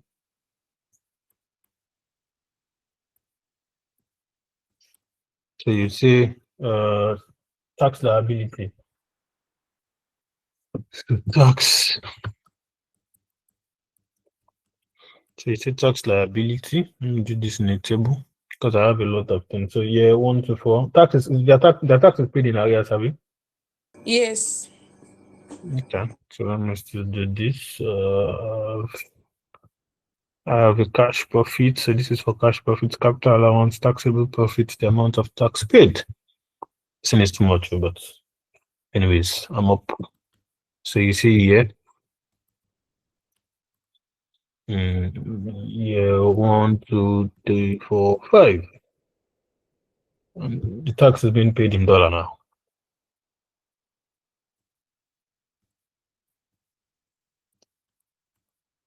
Oh yeah. So what's our cash profit? 1691. 4660. Calm down. Sorry. Let me just copy it from here so that we don't stress ourselves. That thing now will scatter. It will scatter, but it will still not scatter. Active. Oh yeah. So these are our cash profit now. So what's next? Capital allowance. How do we get capital allowance working 7? See capital. What is it, reducing balance or straight line? Reducing balance. Why somebody say reducing balance, person is saying straight line. Straight line. Straight line. Straight line. Straight Straight line. line. 35%. So 25%, that's 4 years now, regardless. So you see cost minus is working capital included in the cost? Yes. Yes. So you're saying capital allowance is equals to your total cost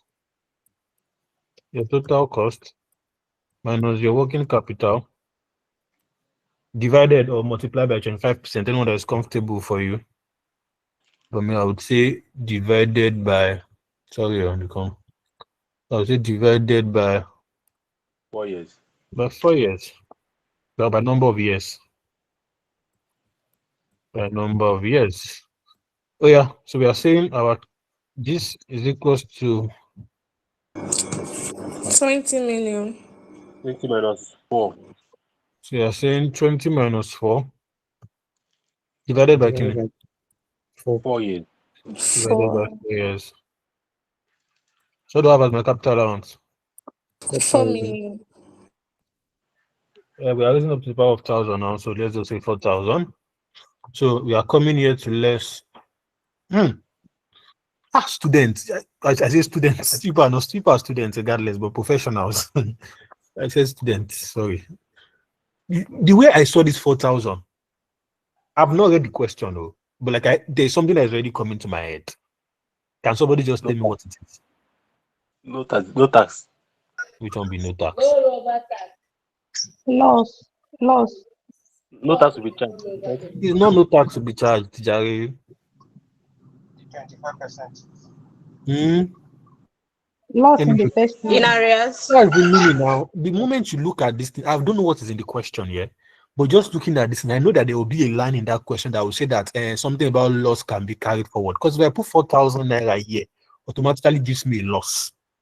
So your thought in my question, I know that I will see something like loss carried forward. Is it there or is not there? If it's not there, I will leave this class for you people. I will not teach SFM again. Is there, sir? I will not go take the year. Is there, sir? Sorry, sir. I know it will be there. If you know there, I not go teach SFM again. Sir, I will not go then take if we there. do not teach SFM again, we are doomed. You go to another center now. Which one be doomed? Allowed. It will be there now because this first year is supposed to give you a loss. So it's normal that they will now put. Don't forget, I told you something. Examiners don't just put questions there, they would have solved it. Do you understand? It's what they want to test most times that determines the kind of questions they frame. Before they put question, they will tweak it and make sure that this is what they are trying to test. Somebody's unmuted, please, and it's disturbing me. So be very careful. Understand the basics of the question. Checkbo means have you heard? Ekbele means sorry. Oh yeah, taxable profit.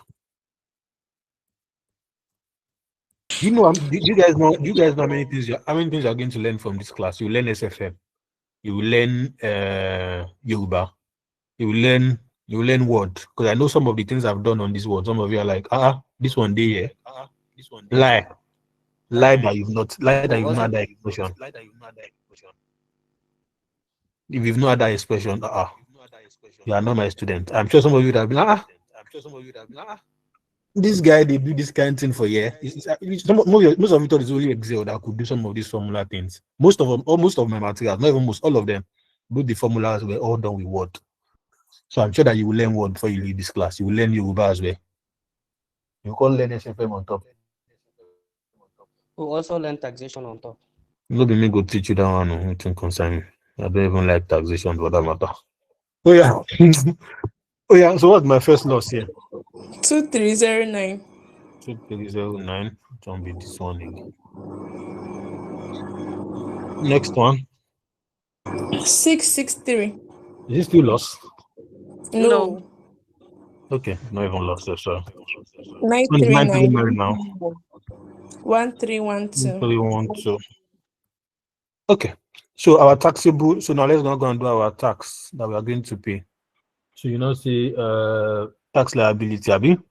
So you say tax liability. What's the percentage? Sorry, sir. I will not carry the lot forward. Calm down now. How are you watching? Sorry. Tax at what? 50%. At 50%. Now, let me go and read where they said it in the question myself. It's not there. Don't be, it's not there. It's not there, sir. I don't find Antaya. It's not there. People don't want me to take them again. Come on, let me look for it. Let me hold on now. Make I find out. It's there. We not go take the there. Yeah, we After the market line, the next line on the second page. No see more. Okay. So But is there? it should be implied Tax on the now. company's property is at the rate of 50% in both countries. People 1 year now, yes.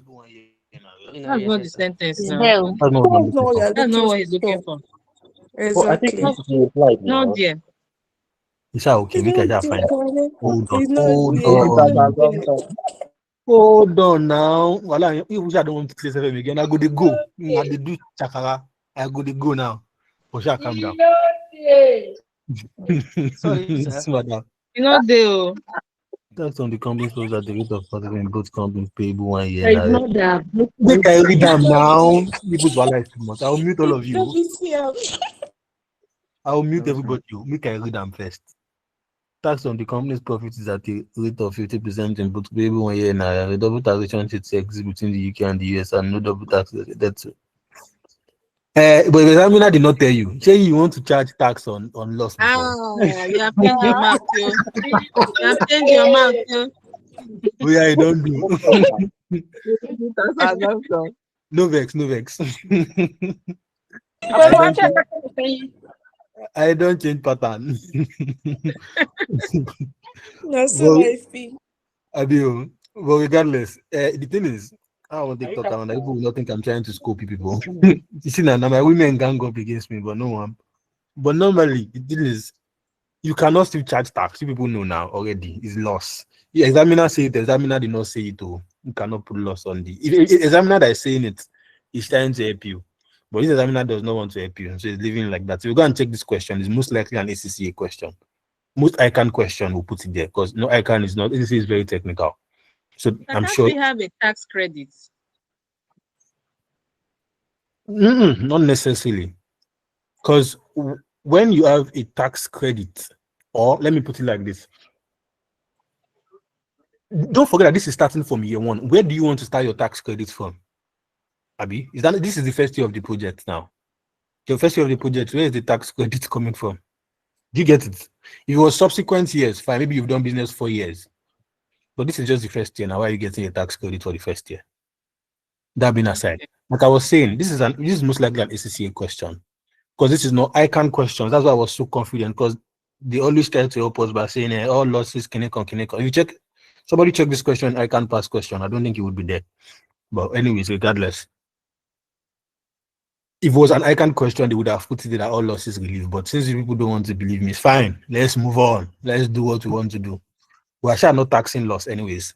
So we will not tax this year's. So we will not tax this 2,309, Abi, because it's a loss. Then so we'll be carrying forward this 2,309.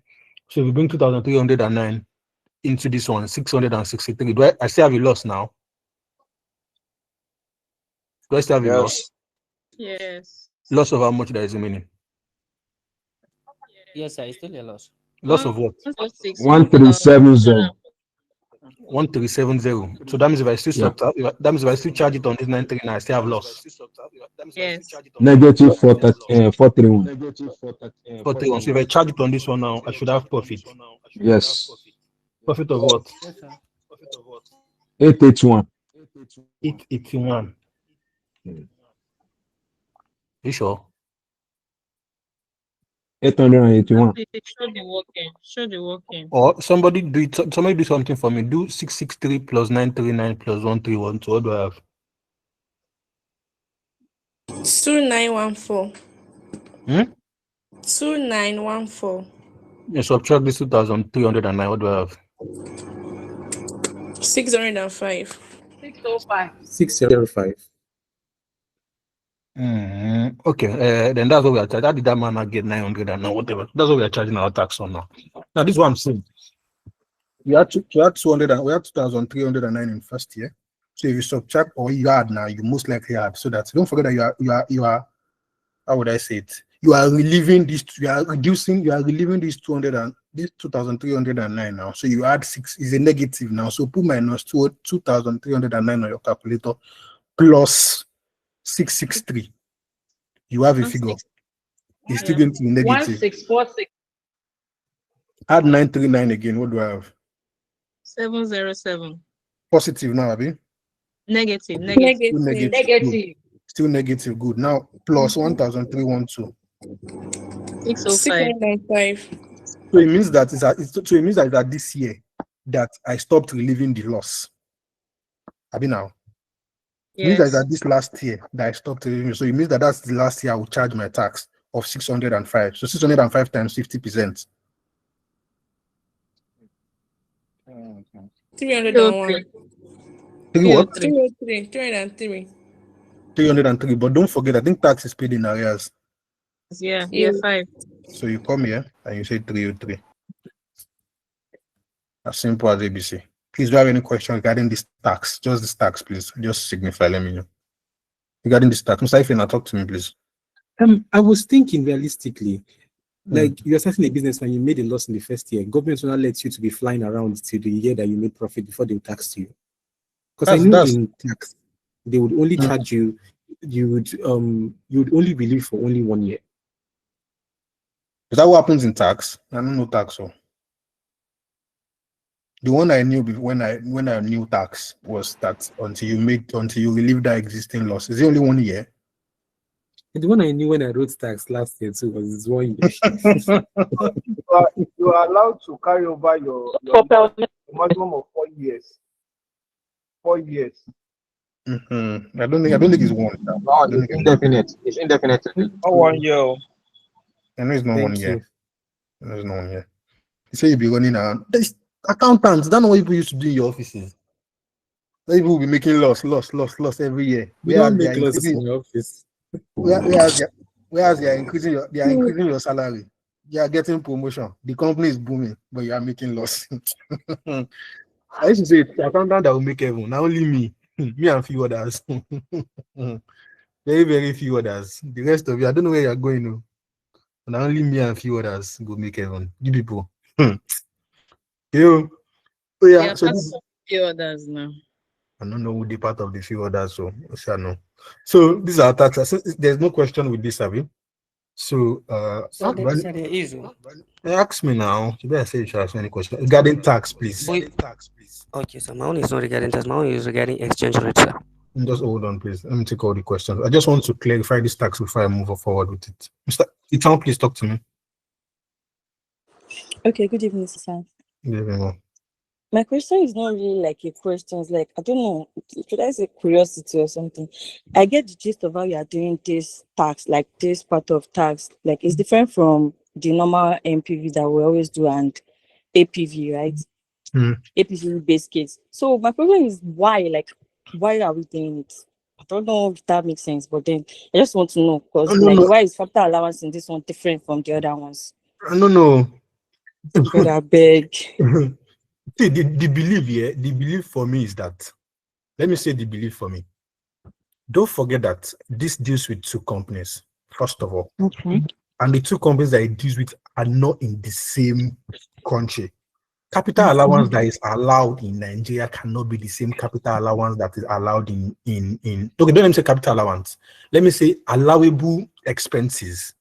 Don't let me say capital allowance. Allowable expenses in Nigeria definitely will be different from allowable expenses in UK, different from allowable expenses in another country. The things that we allow as an expenses cannot be the same thing that another country allows as their own expenses. Automatically means that you need to be very careful when doing your tax. So that is why most times we don't like to charge capital allowance on it, because it's two different companies in the two different countries. So you don't want to mix up. So you are just trying to not add it to the body of the question so that it's not, how would I say it? So that it's not particularly affecting your cash flow directly. So that it's just affecting your tax alone. It's just the tax figure that you are bringing, because the currencies, the tax rates, the computation, the combinations or composition of the tax are different. For my own little knowledge, I feel like that is a more reason why. Some people will say it's assumption. There's assumption that is international, but I don't think it's an assumption. I don't think it's majorly because of the two different countries and two different currencies and two different tax computations involved. Okay, but whatever it is, it makes sense to you, right? Like, it makes sense. Does it not make sense to you? It makes sense. Just since it makes sense to you, it don't make sense. So if it does not make sense, then it's fine. Find the one that does. But for me, I think it flies. I don't want to say it's an assumption. People know that if I think it's an assumption, I will say it's an assumption. But for me, I don't think it's an assumption. I feel that's what I feel. But might not be correct, but I think it is. Mr. Maka, talk to me, please, sharp. A 6 ton now. You have not done portfolio theory. Okay. Yeah. My question is, if the US dollar is the base currency now, are we still going to multiply by 0.95? Your question is not on tax, so it's on tax. It's not on tax, it's on exchange rate, sir. Thank you very much. There's somebody that is waiting for exchange rate question. I just want to do this tax and move on. I will take all your questions later now. Let me just do this tax first. And it's because it's a little complicated. That's why I want to answer it. Mr. I don't know if it's Mr. But Udwak, please talk to me, please. Okay, sir. So my question is, I am just wondering why we are not charging capital allowance. I mean, tax saving on capital allowance. Why we are not doing? Why we're not charging tax savings on tax? Tax savings on tax, bit Bawuton. I mean, tax savings on capital allowance now. Question did not give us anything like that now. Oh. Question: there's no format. Listen to me. I've said this 1 billion times. There's no format. If you go and check all those former investment appraisals, people want me to be going up. They will give you now. They used to give you rate for tax savings on capital allowance now. I'm trying to see it if I can get any, but like they used to give you, they say okay, 20% on capital allowance. That's your tax savings on capital allowance. Now they used to give you another rate. For these particular questions, there's not anything on it. And don't forget what I told you. We are not particularly trying to do capital allowance. We're just trying to use it to less our cash. But when it comes to international investment appraisal, please note that the tax in two different countries, computations are different. If you come to the UK, or if you go to the UK, not come to the UK. If you go to the UK, if you go to the UK, the way they compute their tax most likely definitely will be different. And the way it is in Nigeria is different as well. Thank you very much. See you, please talk to me. Yeah, good evening. Mr. Actually, this tax, what of if we compute this country and then we put to pay a year after instead of Come again. I didn't get you. If we took it per year and then we allocated it as a tax paid a year in arrears instead of relieving the tax till the final year to just have one figure, wouldn't it work? No, it wouldn't. It wouldn't. Even if it does, I feel like examiner wouldn't be happy because it shows zero knowledge.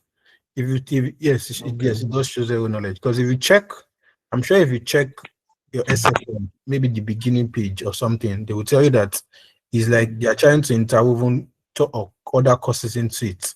They tell they are trying to put tax into it. So this particular part is just a part the examiner is trying to test your tax knowledge. That, okay, what Mr. Michael Ogundin is teaching you, is he entering your head? That's just what he's trying to check. So if you are there taxing loss, it automatically means that you have not learned anything in your tax class. Okay. Yes. Thank you very much. You're welcome. So I think I'll hold all questions now. Mr. Maka, you've asked me one before. Hold on. I'll take it later. No, my question is not much. It's just a straight question. Yeah, but we have to answer by the year. Okay. Normally we used to do our cash flow minus capital allowance. We will now get the taxable profit. Why are we not doing the same thing here? We used to do what? Normally, when we arrive at our cash flow, we will now less capital allowance. Cash flow. Come in now. Please, can you go down, Abby? Oh, yeah.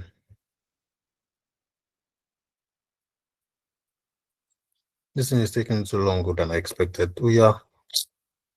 What is it? Get your questions correctly. Okay, sir. Okay, sir. I'm clear now.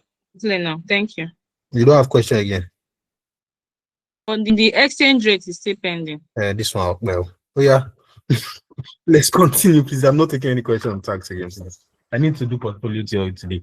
Oh, yeah. I'll take questions when I'm done. We've gotten our tax liability. Oh, yeah. Which one is next like that? Balancing charge.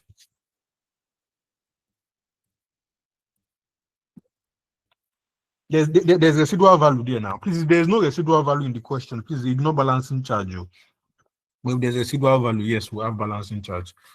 So what is the residual value? What is the balancing charge? What's the sales proceeds?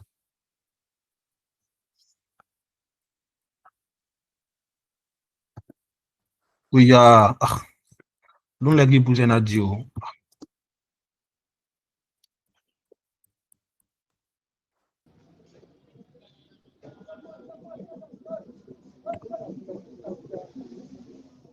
What's the sales proceeds in this question, please? $20 million. Abby? Yes.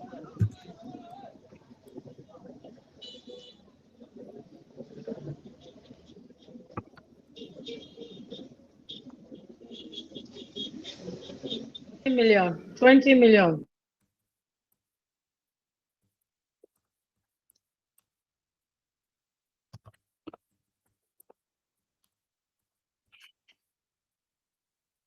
What do I have? 10,000.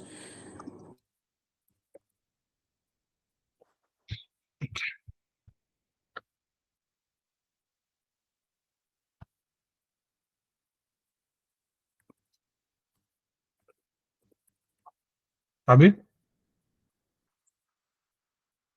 Yeah, what's next? What's next? What's next? What's next? Initial outlay and working capital, Abi? Yes, sir.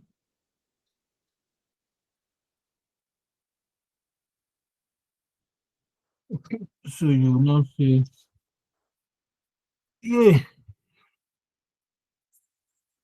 yeah. Let me take something in this question.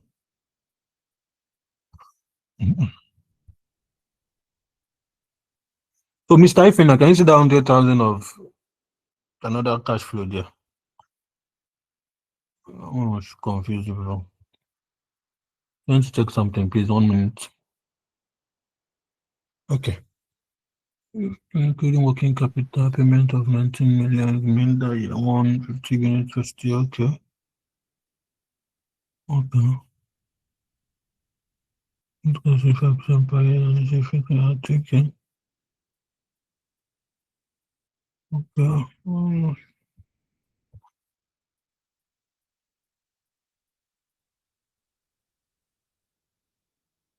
There's no, is there residual value? How do you find though? What we have is net realizable value, just like the first one. Sir. What we have is net realizable value Where of is it? 20 million.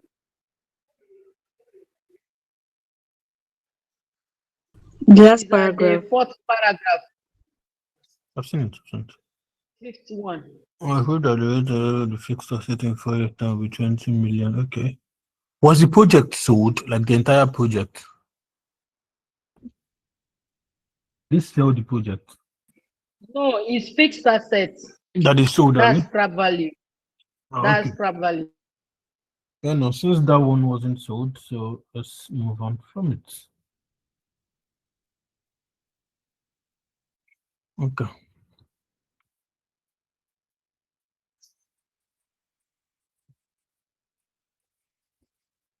Coming on.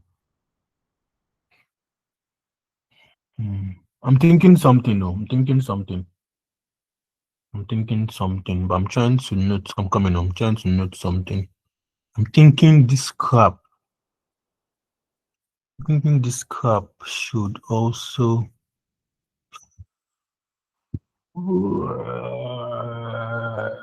How do we go about it now? Thinking this crap of 20 million should also be in the body of our. I'm coming. Let me check. Trying to check something. I'm coming on, please. Just hold on. Give me 1 minute. Thinking that scrap, that realizable value. I think I've noticed a slight mistake. Not slight safe. The first one we did, that first solution that we did, was there a scrap of 1.4 there? This 1.4.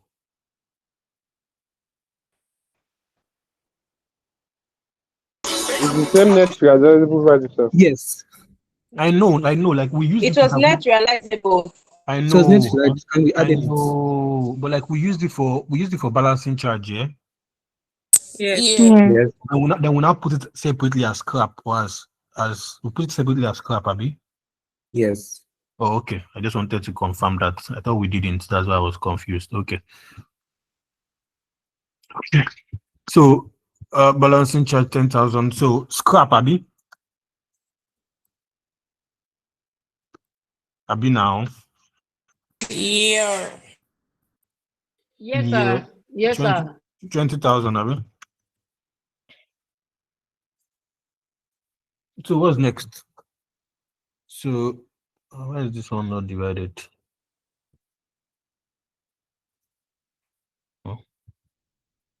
So from there we have So what next do we have? Initial and working capital. Initial outlay and working capital. So initial outlay. How much was paid for the initial outlay? 90. So let me put it 19 together. million. Since the question says that is inclusive, let me just put them together in one line. It said it's inclusive in the cost is inclusive. So let me just put it together. So in year 0 was paid 19 million, Abi. So Then in year 1, how much? 1,000. That's the balance now. Yes, sir. Are people tired? Why are people doing yes, sir, yes, sir, yes, sir? Tell people to eat, oh. Are doing yes, sir, yes, sir, yes, sir, yes, sir, yes, sir. I don't know. It's not the big again like this. Expand now. Okay, let me read this thing down. If you cannot go like this, it's gonna problem. 1 minute to adjust this table. This table has decided to stress me. But anyways, yeah, you should understand what's happening. So our working capital of how much? 4,000. 4 million. 4,000. 4,000. 1,000 in the 4. It doesn't make sense like this now. Abba. This one was expanded. Okay. Okay. So 4,000 in year 4. Then from there, what do we have next? So I think we have our remittable cash flows now. Right. This one, no. Yeah, figure, please. Sharp. Time has gone. So you now see remittable. So you see remittable cash flow. So what do I have for you? Yeah. 19,000. 2,000. 691. 691. 4663. 4663. 4939. 4939.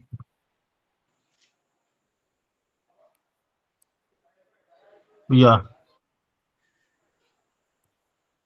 29312. 29. 312. 29. Madam, I've corrected you like 3 billion times, but you refuse to hear. But okay. Oh, yeah. 10303. People should be calling figures like accountant and stop calling like biochemist. It distress me. 10,303. Thank you very much. It won't be 10. Can and Negative. that will allow me to first be thinking 10, but if you call it together, it makes sense. I know how to put it like that. 10,303. Okay. So these are our remittable cash flows. Let me bold in them. So exchange it. People can continue from here now. Let me move on to something else. You cannot continue. We can. I can. Like the fact that you Better as changed. a I don't finish work already now. There's nothing there again. So exchange it. What's our exchange it? Yeah. 1.300. 1.235. 1.235. 1.235. 1.173. 1.173. 1.115. 115. 1.059. 1.059. I'm coming. Upcoming here. 1.006. 1.006. Yeah. So next one now, we are converting to which currency now? Pounds, Abi? Yes, sir. So you come here, you say pounds. Please, I thought this third year was supposed to be 663 since we already deducted 4,000 It won't be that one again. from the capital allowance. I asked question that time now, you not ask me. Come here, I will look at you when I'm done, please. Time is fast spent, Abeg. Oh yeah. All What was right. our cash flow remitted, please? 14,615. You divide or you multiply? Divide. Divide. Okay. 14 what? 14,615. 5. Next. 1,369. 1,000. Yes, 360. Hey, sorry. It's 560. 560. Mm-hmm.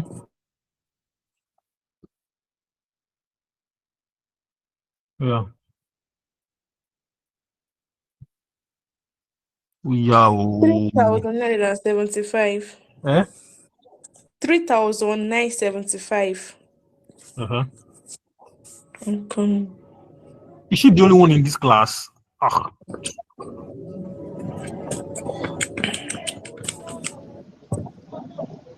Four 4,014. 430. 4,000 for what?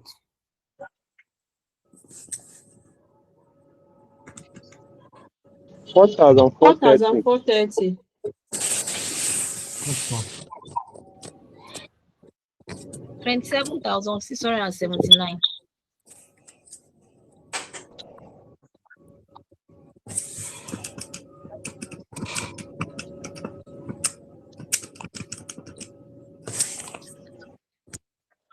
10,242. 42, yeah.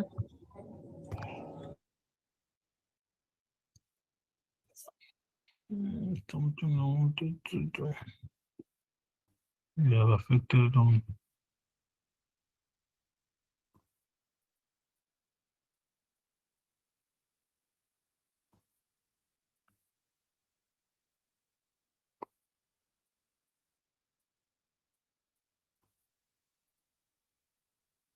Yeah, what's the next thing? Royalties, Abby. Yes, Yeah. reality.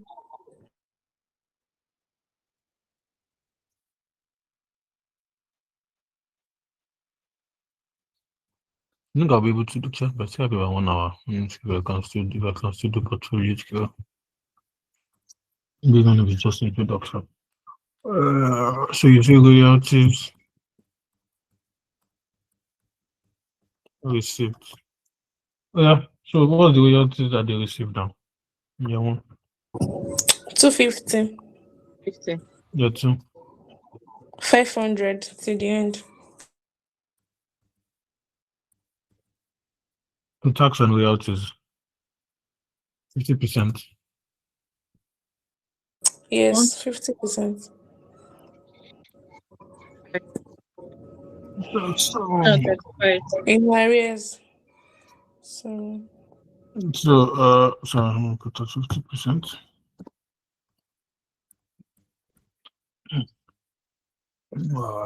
So we are saying in arrears, Abby, so we don't have charge tax here. So this is what? 125. 125. This one comes 250. 50.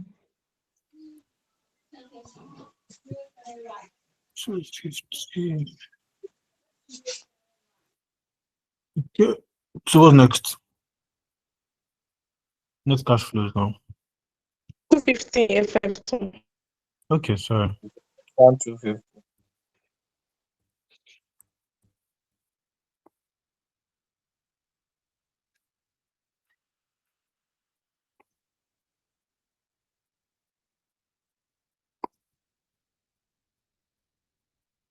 So net cash flow. Negative 14,615.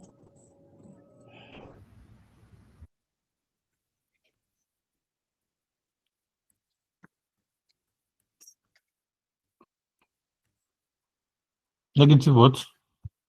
14,615. 10,000. 615. Mm-hmm. 10. What? It's 10. It's 10. 810. 810. Yes. Mm-hmm. 4,350. 3. Mm-hmm. 4,680. Mm-hmm. 27,929. 9,992. Discount factor, please. That's what? 13%.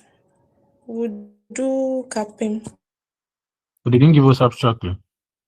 No. So working line. So calculation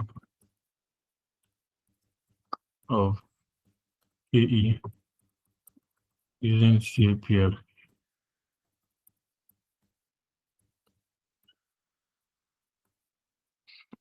I'm not writing formula. So yeah, KE equals, what's my risk free? Risk free 7. 7%. 7 plus 1.2. Into bracket 12 minus 7. 12 minus 7. 12%. 13%. Sorry, 13%. Sorry.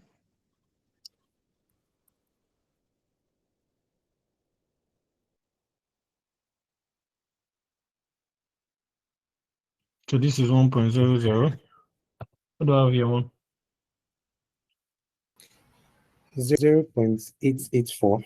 0.885. 0.783. 0.693.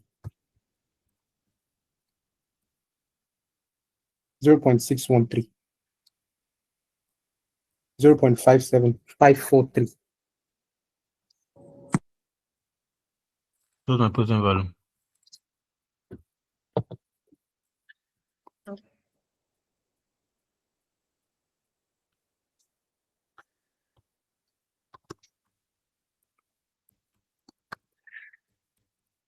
Yeah. Year 5, 5,426. 717. 5,000 what? 426. 717. Year 1.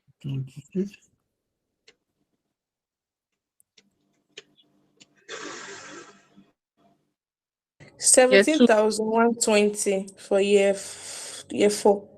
What? 17,120. Year 2. 3,406. It's 402, not 406. Yeah. 3,243. These are the figures correct? Yeah, correct, So sir. I thought the final year, that's year 5, should be in this thing, should be subtracted. And in that case, it's meant to be minus 10,242. Sorry, minus 10,242 plus minus 250. That's 10,492. I don't understand what you're saying. Like if you go up, the distance here should be 10,242 plus this 250 because both of them are in Which one be minus. 10,242? If you go up a bit here plus the 250, so it's meant to be minus 10,492. No, no, will give me the figure. 10,000 what? 492. What do I have here? 5,697.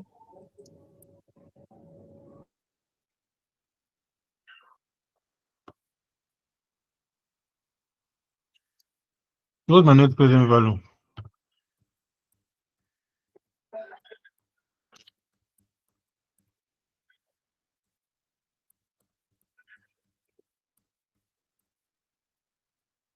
$4,175. So please, people should decide. Put the decision you're not. Please, any question, please, fast. This is 6:30. I need to move on to the next thing. So please, question, please. Ask me sharp. Please, we are streaming on YouTube. Please, you can what's the name? You can join me in class. I think I have small space. Okay, my question is. Jamaica, I've not say ask me. But you said we should ask you. Sorry. But like there are people that raise their hand like before you get it. Okay. Yeah. So, Mr. Solomon, please talk to me. Boy, I've missed this thing now. Thank you so much for the effort. Please, my question is on these royalties. I understand that it was the home country is receiving it, but I thought their currency was weakening. So are we not supposed to like do some workings on it, or we just take the figure director? What? The £5. That on the royalties received of the £5. The deduction in the value of the home currency doesn't have an effect on it. We have reduced it now. I'll be on the No, we royalties. didn't reduce it. Yes, on the royalties, sir. We just did 5 times the quantity, the units sold. They are the one paying. I would not have effect now on their stuff since they are the one paying. The thing is, sorry, my mind left here for a while. Is not even the royalties, the first royalties, the first one that these guys are the first people, the US dollars. How much the dollars.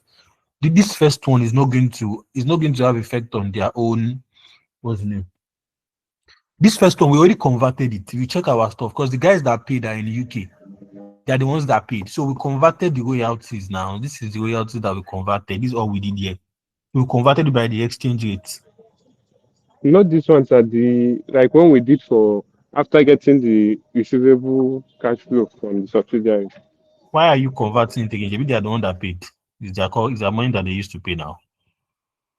You paid for someone from your own book to UK. You don't need to convert in your own currency now. Maybe it's your currency that is there. You don't need to.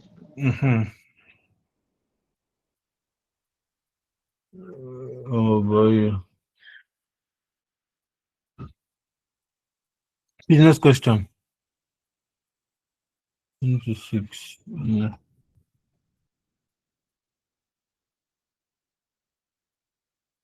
So Mr. Maka, talk to me.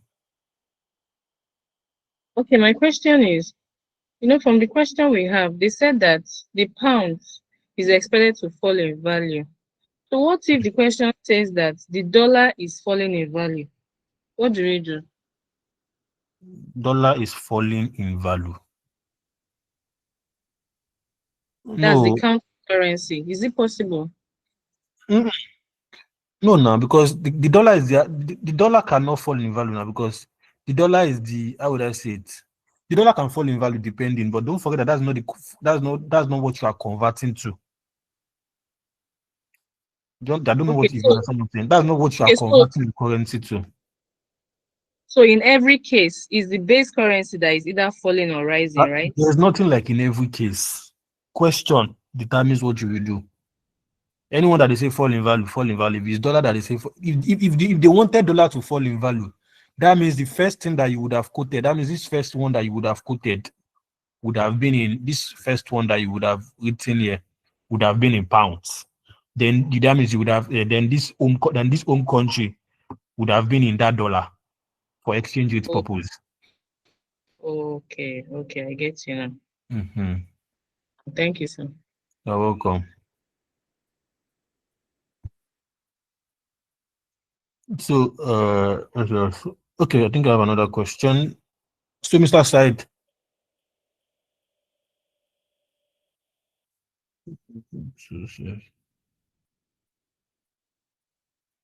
Mr. Said, please talk to me.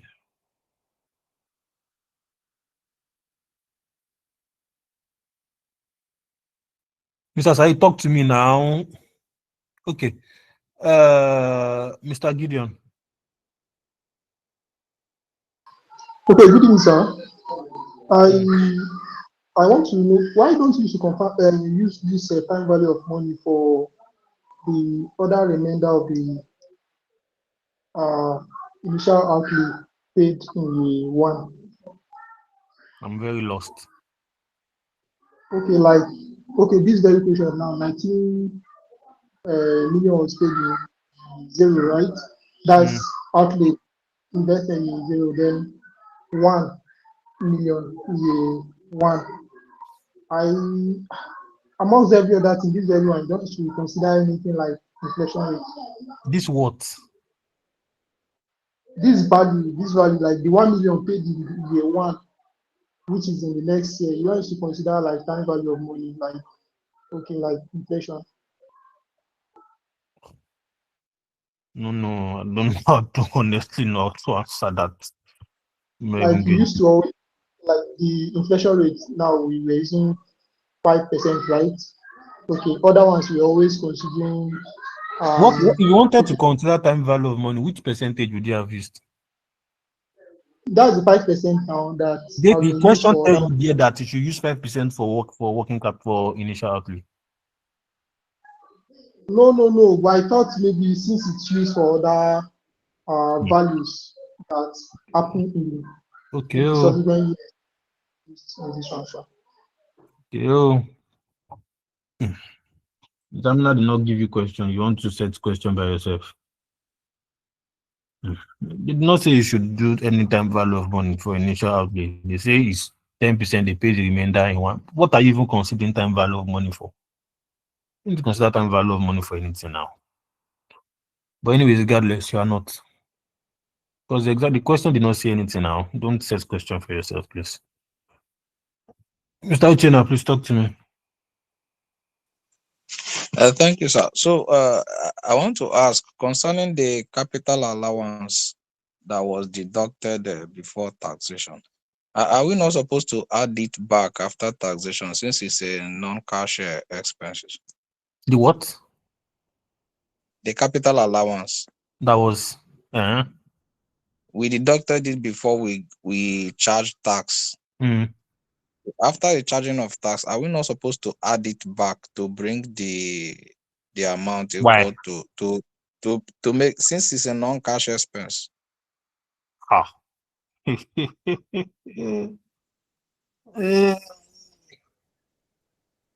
you should go open your tax book very well, please. I don't know.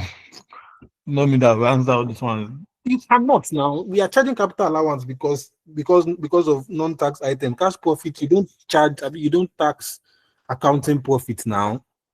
You tax taxable profit. What we had earlier was accounting profit. It would have included a whole lot of jagbajantis that people would have done. You would have done a whole lot of depreciation, a whole lot of accounting rules. Then we are using capital allowance to reduce those things. Then we have our taxable profit. I think you did add again. Not adding anything again. No. Okay, sir. No. Thank you. You're welcome. Mr. Gideon, another question or the previous one? Okay. Oh, sorry, I left my hand. Okay. Please, any other question, please?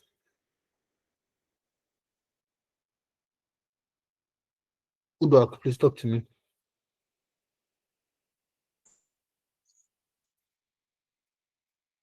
Udwak, please talk to me. Okay, sir.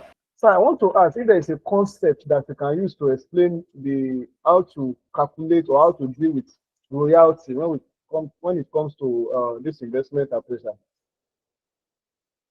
That's what I've been explaining since about 2 days, and that's what we've just done. What concept? I mean, what do you want to learn about it? I've explained it now. Like, what exactly do you want to know about it? Because the way you charge it, honestly, I maybe I will need to look at the notes again, but it's not really clear. I don't know what you mean by the way I charged it. I honestly don't know what you mean by the way. They say they pay royalty to somebody. I converted it to the person's currency first. Then the person that received it, read the question, then compare it to the solution. I'm sure you would understand. It's an expense to somebody, it's an income to somebody. And I think that the general admission or the general belief general belief is that it's the person that is coming through. That's where you pay tax from, because that is an income to them. That is when the tax is coming from. The country that is paying this is an expense.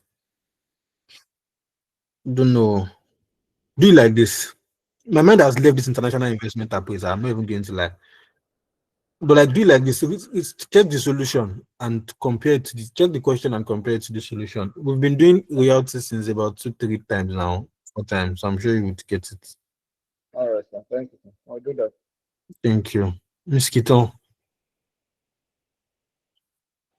Okay, my question is supposing the tax rate is different, like the rate is around 50% I hear and you. It's like 4%. I don't know. I can't hear you clearly.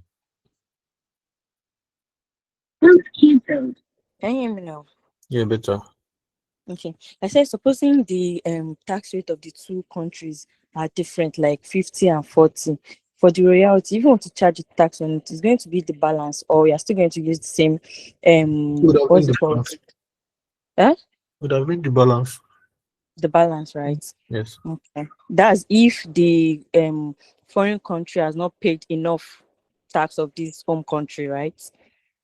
Come again with that question, please. Okay. I was saying if you want to charge tax on royalty for the home country, for the based country. Okay. So if their tax rates were not the same, like it was not 50-50 like this one, maybe it was 50-40 or 30-40. And you will need to pay additional tax in this other one normally, have you? Yes. So now would you have taken the difference of the percentage, like the difference of the tax rate, or you would have taken the tax rate of the home country gone?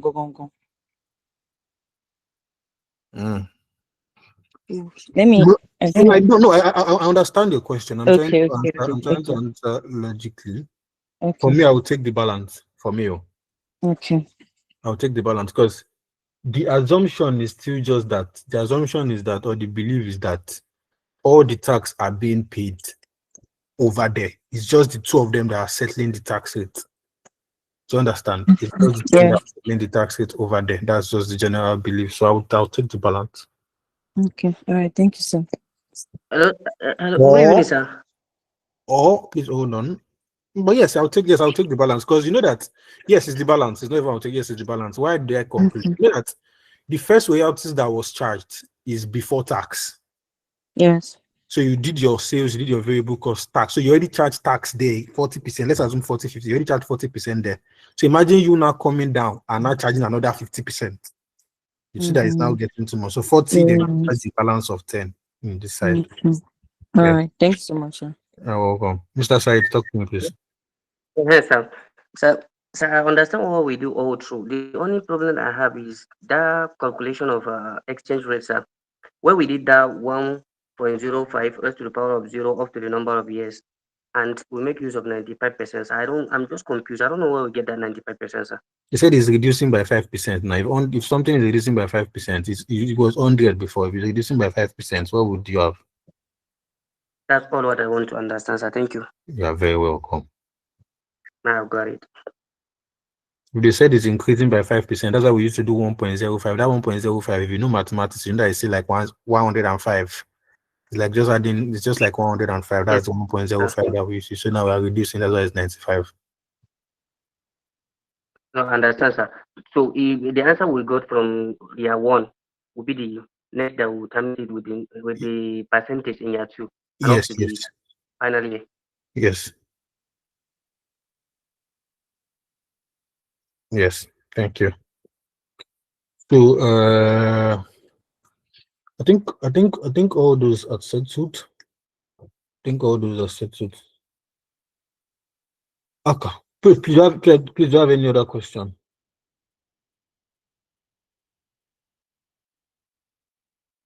Please, can you guys hear me? Yes, sir. Yes, sir. Okay, hear you, sir. Oh, okay. So I think the only person's question I've not been able to answer is Mr. Odwak, which is about royalties. And I feel like we've been doing royalties here for a while. So I don't think that should be a major challenge. Oh, I budgeted to start and finish portfolio theory today. But the way this is going, I don't think I can start and finish it. I can only start. But anyways, I can start, then I'll look for another class to maybe round it up. Are you guys tired? We started for this just 2 hours for 5 minutes. Now you have an by 9. We will support you for not asking a question, sir. By not asking any question, where in portfolio you can ask. No portfolio. We're not going to solve questions. I don't think we'll get to the part of solving questions. Yeah, but let me just explain. Let me give you introduction. Let me tell you what we are trying to do. Then I'm sure you pick it up from there. Okay. Why don't I?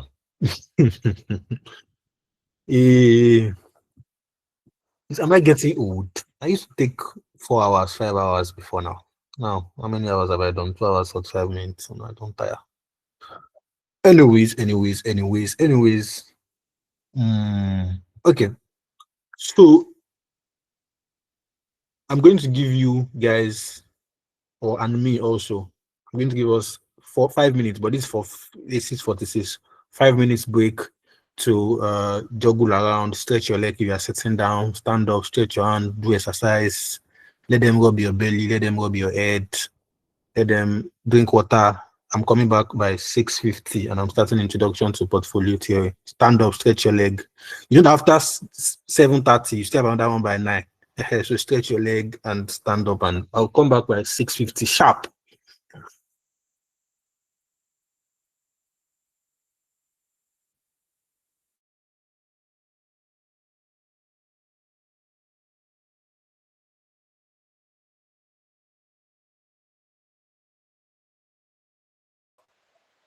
No board today, na here everyone go dey.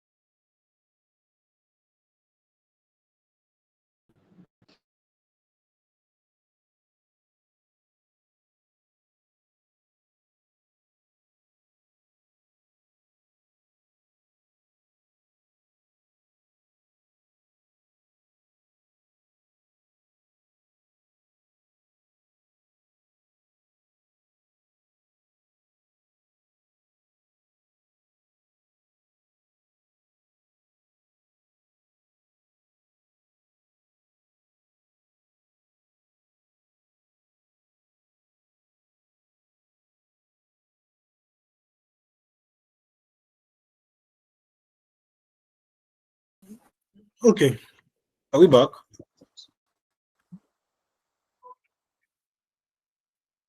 Are we back? So please, I have an observation. I want to ask something. Ask me, please. So please, based on that first question we solved, number one question in this international uh, capital investment or appraisal. Madam, please, like, speed up your rate, please. Okay, the 10%, there is a, you said the dollar is expected to weaken by 10% concerning the exchange rate. So we did the 1.10 by the spot rate. Then in this last question we solved now, I think they said the stock is equally weakening, something like that, by 5%. Is relative, is expected to fall. I think it's the same thing. I was thinking it's the same thing. So Read let me clarify. the two very well. Read the whole body Okay. of the question, not just that line. Read the whole body of the question, then read that line again, the two of them.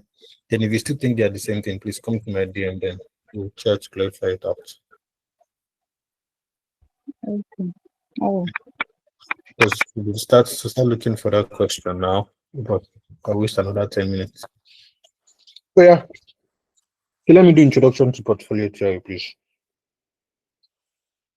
Oh, let me look for it. Okay, so you guys have the material. I've sent the material to the group chat. So I'm just going to do the introduction in the next 30 minutes. Then we'll round off. You guys go and eat, shower, then prepare for your class by 9.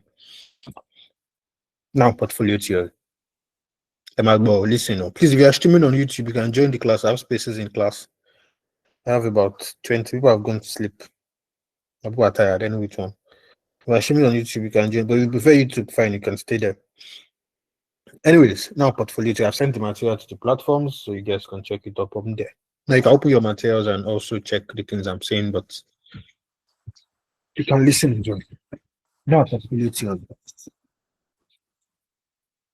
First of all, I initially thought it was removed from your syllabus, but when I can dropped their path, we saw it there.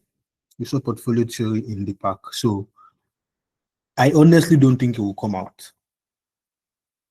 There are topics that myself, I know or I think they will not come out, but I cannot tell you because I know my students. The moment I tell you, you will not go and read it. It's just your natural instinct. That's how students are. You say, Mr. Ola say it will not go come out. But I'm not the examiner.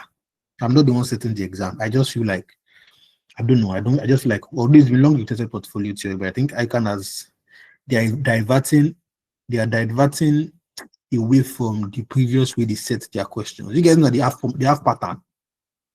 Yes, now they have pattern now. If you check case study, first of all, for case study, with not bringing out percent, of not giving percent at all.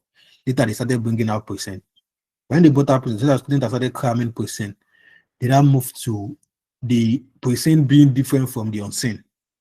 If you've written case study before, I'm sure you understand what I'm saying now. The new pattern they are doing now, the percent that is being given to you, the unseen will be different from it. So you get all the percent that you've crammed automatically becomes useless when you get into the exam. That's their pattern now. Because they always know they know you students now, they know the pattern that you've been moving.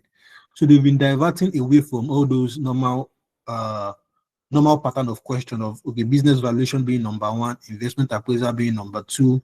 Then they will look for maybe cost of capital question with something else being number 3, portfolio theory of bond valuation number 4, hedging number 5.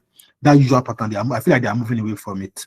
Then number 1 is most likely going to be like a demerger or a merger or a strong merger than acquisition. Number 2, cost of capital. I'm not saying that is what is going to come out though, but that's their new pattern. Then either number 2 or number 3, they will look for a new topic that they've not really tested in a while. That's what will be on number 2 or number 3. That's what they've been doing now for the past 2-3 diets. Last diet was decision tree. I think previous one was sensitivity analysis. I cannot particularly remember, but that's what they are doing, and that's their new plan. So I don't think portfolio theory will be part of the question. 7 question is too small to include portfolio theory. Just my own honest opinion, but we'll still do it. If it comes out, lucky you. If it doesn't, you move on. So I'll still explain it. It's very simple, very, very simple. It's not a problem. Very, very simple. So I can finish it in one class. If it was what I started with, I can finish it in one class. But since I cannot, so I will use this class and the next class. But let me just introduce you to it. Now, what do I mean by portfolio theory? What do I mean by portfolio in general? Whenever you hear, listen, oh, whenever you hear portfolio, what should come to your head should be Aliko Dangote. Aliko Dangote, Otedola, Elon Musk. Those are the kind of people that should be coming to your head when you hear what? When you hear portfolio. Why? Now, why I say they should be coming to your head whenever you hear portfolio simply means like a basket. Listen, no. You know that if you have a basket, you went to the market with a basket, you bought oranges, only oranges are in the basket. What will you say? You bought oranges. You say you tell what's in that basket, you say just oranges. But if you go to the market, you pick oranges, you pick bananas, you pick tangerines, you pick mangoes, and all. If somebody asks you that, what is in that basket? You say is a combination, or you say it's a lot of fruit, or you just say fruits. You will not mention one. That is exactly what portfolio is, because whenever you hear portfolio, you are just basically saying a combination of investment is what is called portfolio. Say you have stocks, you have bonds, you have shares, you have real estate, you have a cattle ranch, you have a whole basket of investment is what is referred to as portfolio. Now, portfolio being explained, what is coming to your head? What is coming to your head now is that why do I need to do it? And somebody is making investment. Dangote is making investments. What's it concern me? Am I the one that is benefiting from their investment? But the thing is, as a financial manager, you can be, you need to, let's assume they are your stake, you need to cater for the well-being of your stakeholders portfolio.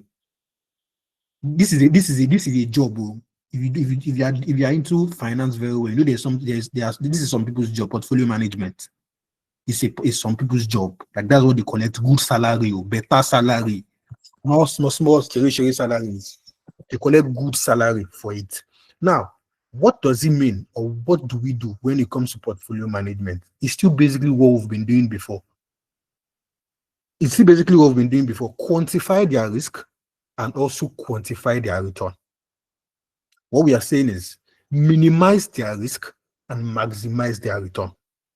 That's what we call portfolio management. Now, for some of you, what is coming to your head is risk. Okay, it's still understandable that maybe return could be quantified, maybe return could be calculated by the maybe profit. But somebody's risk, how do I calculate the risk now? Good.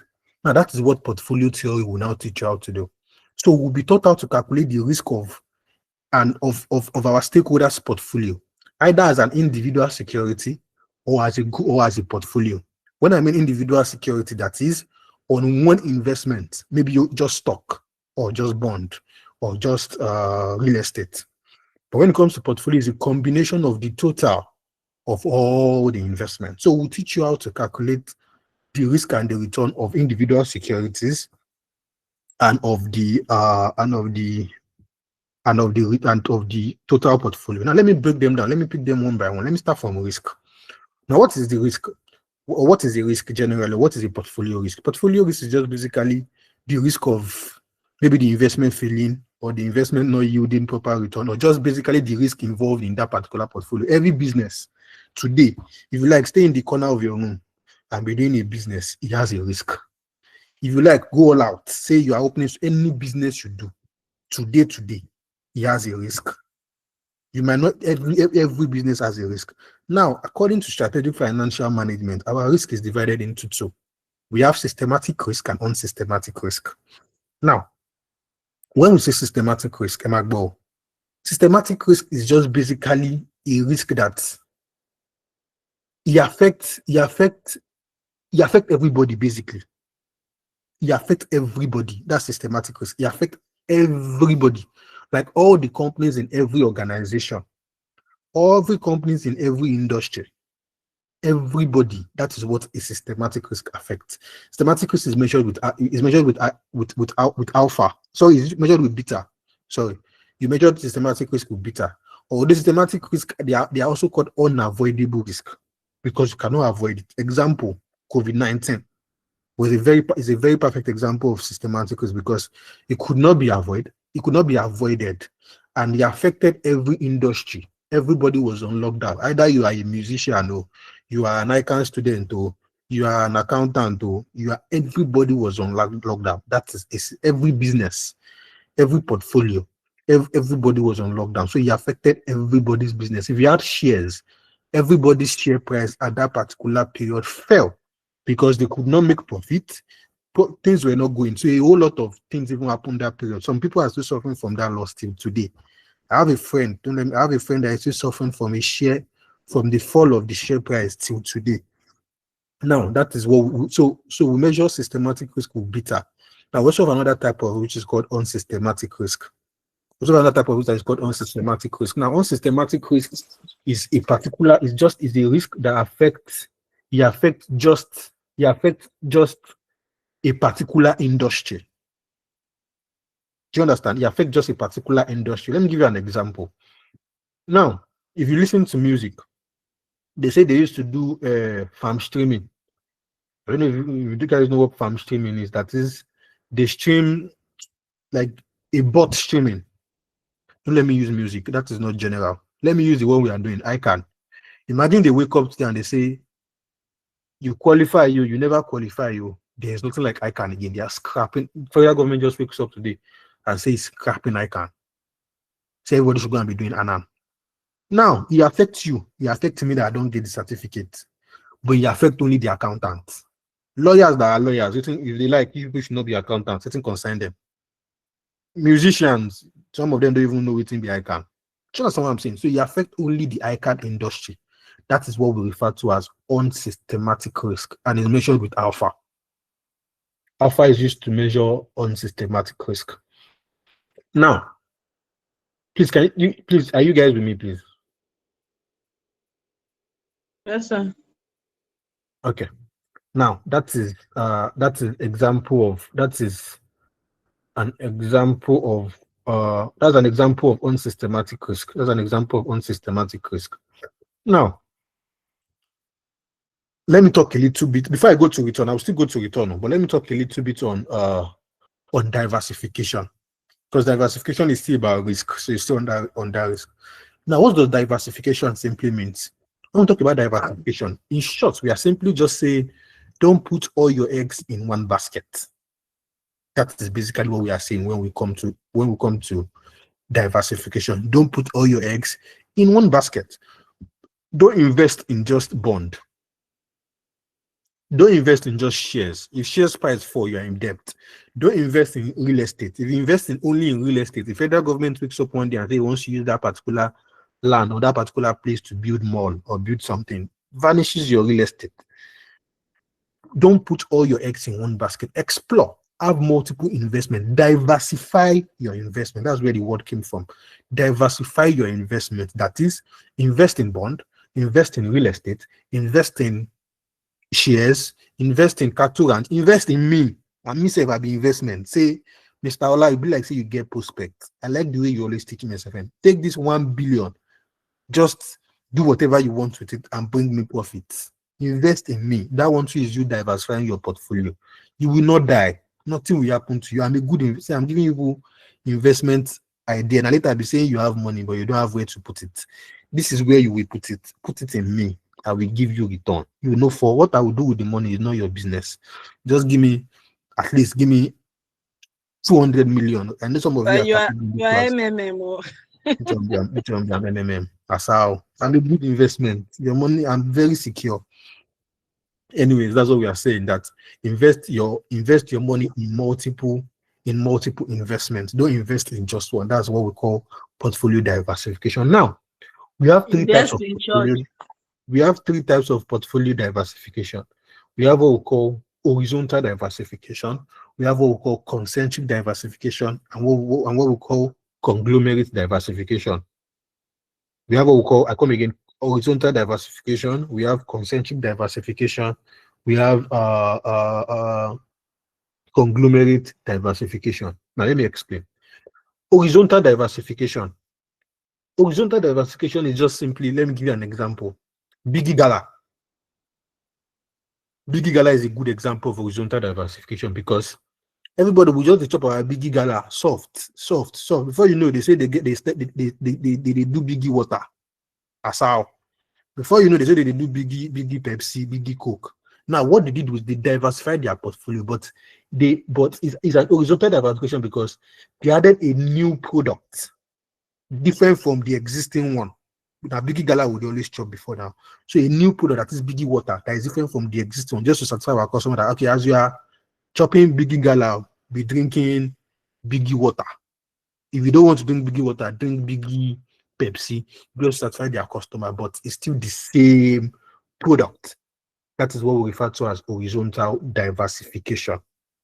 They added an unrelated but new product just to satisfy their customers. Now, the other one is concentric diversification.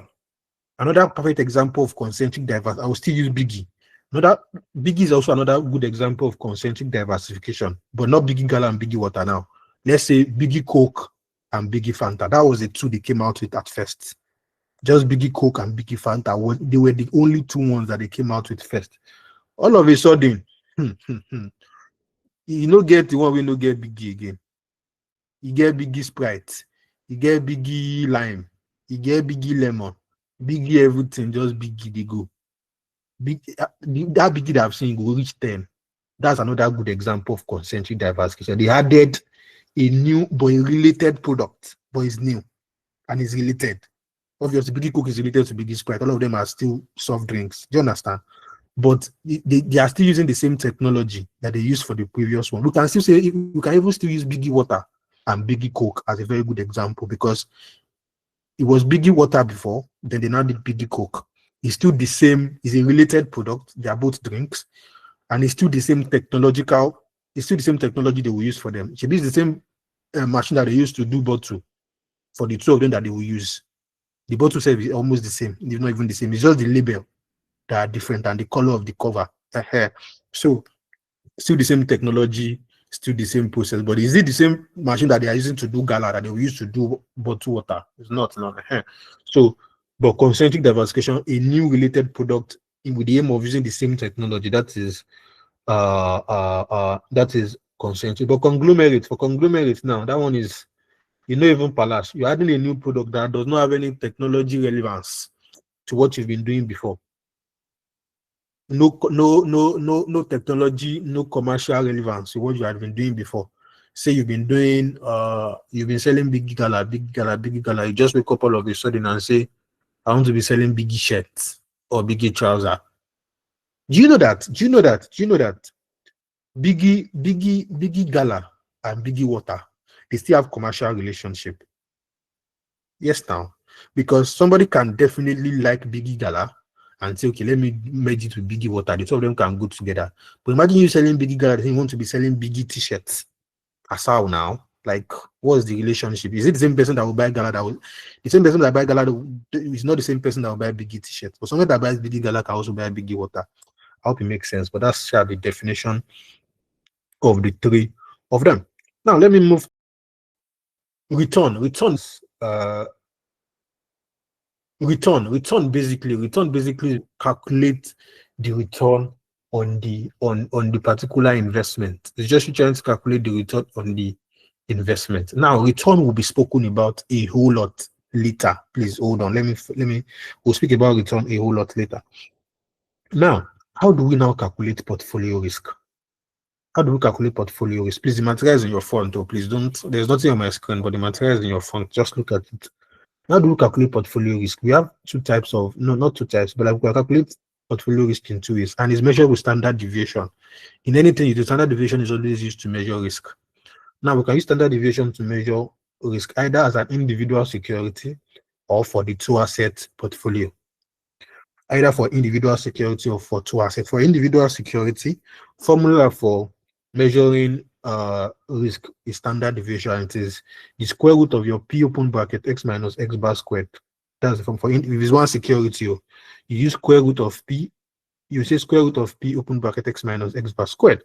That's for individual security. But when it comes to two asset portfolio, now we use what we call snake formula. It's called snake formula.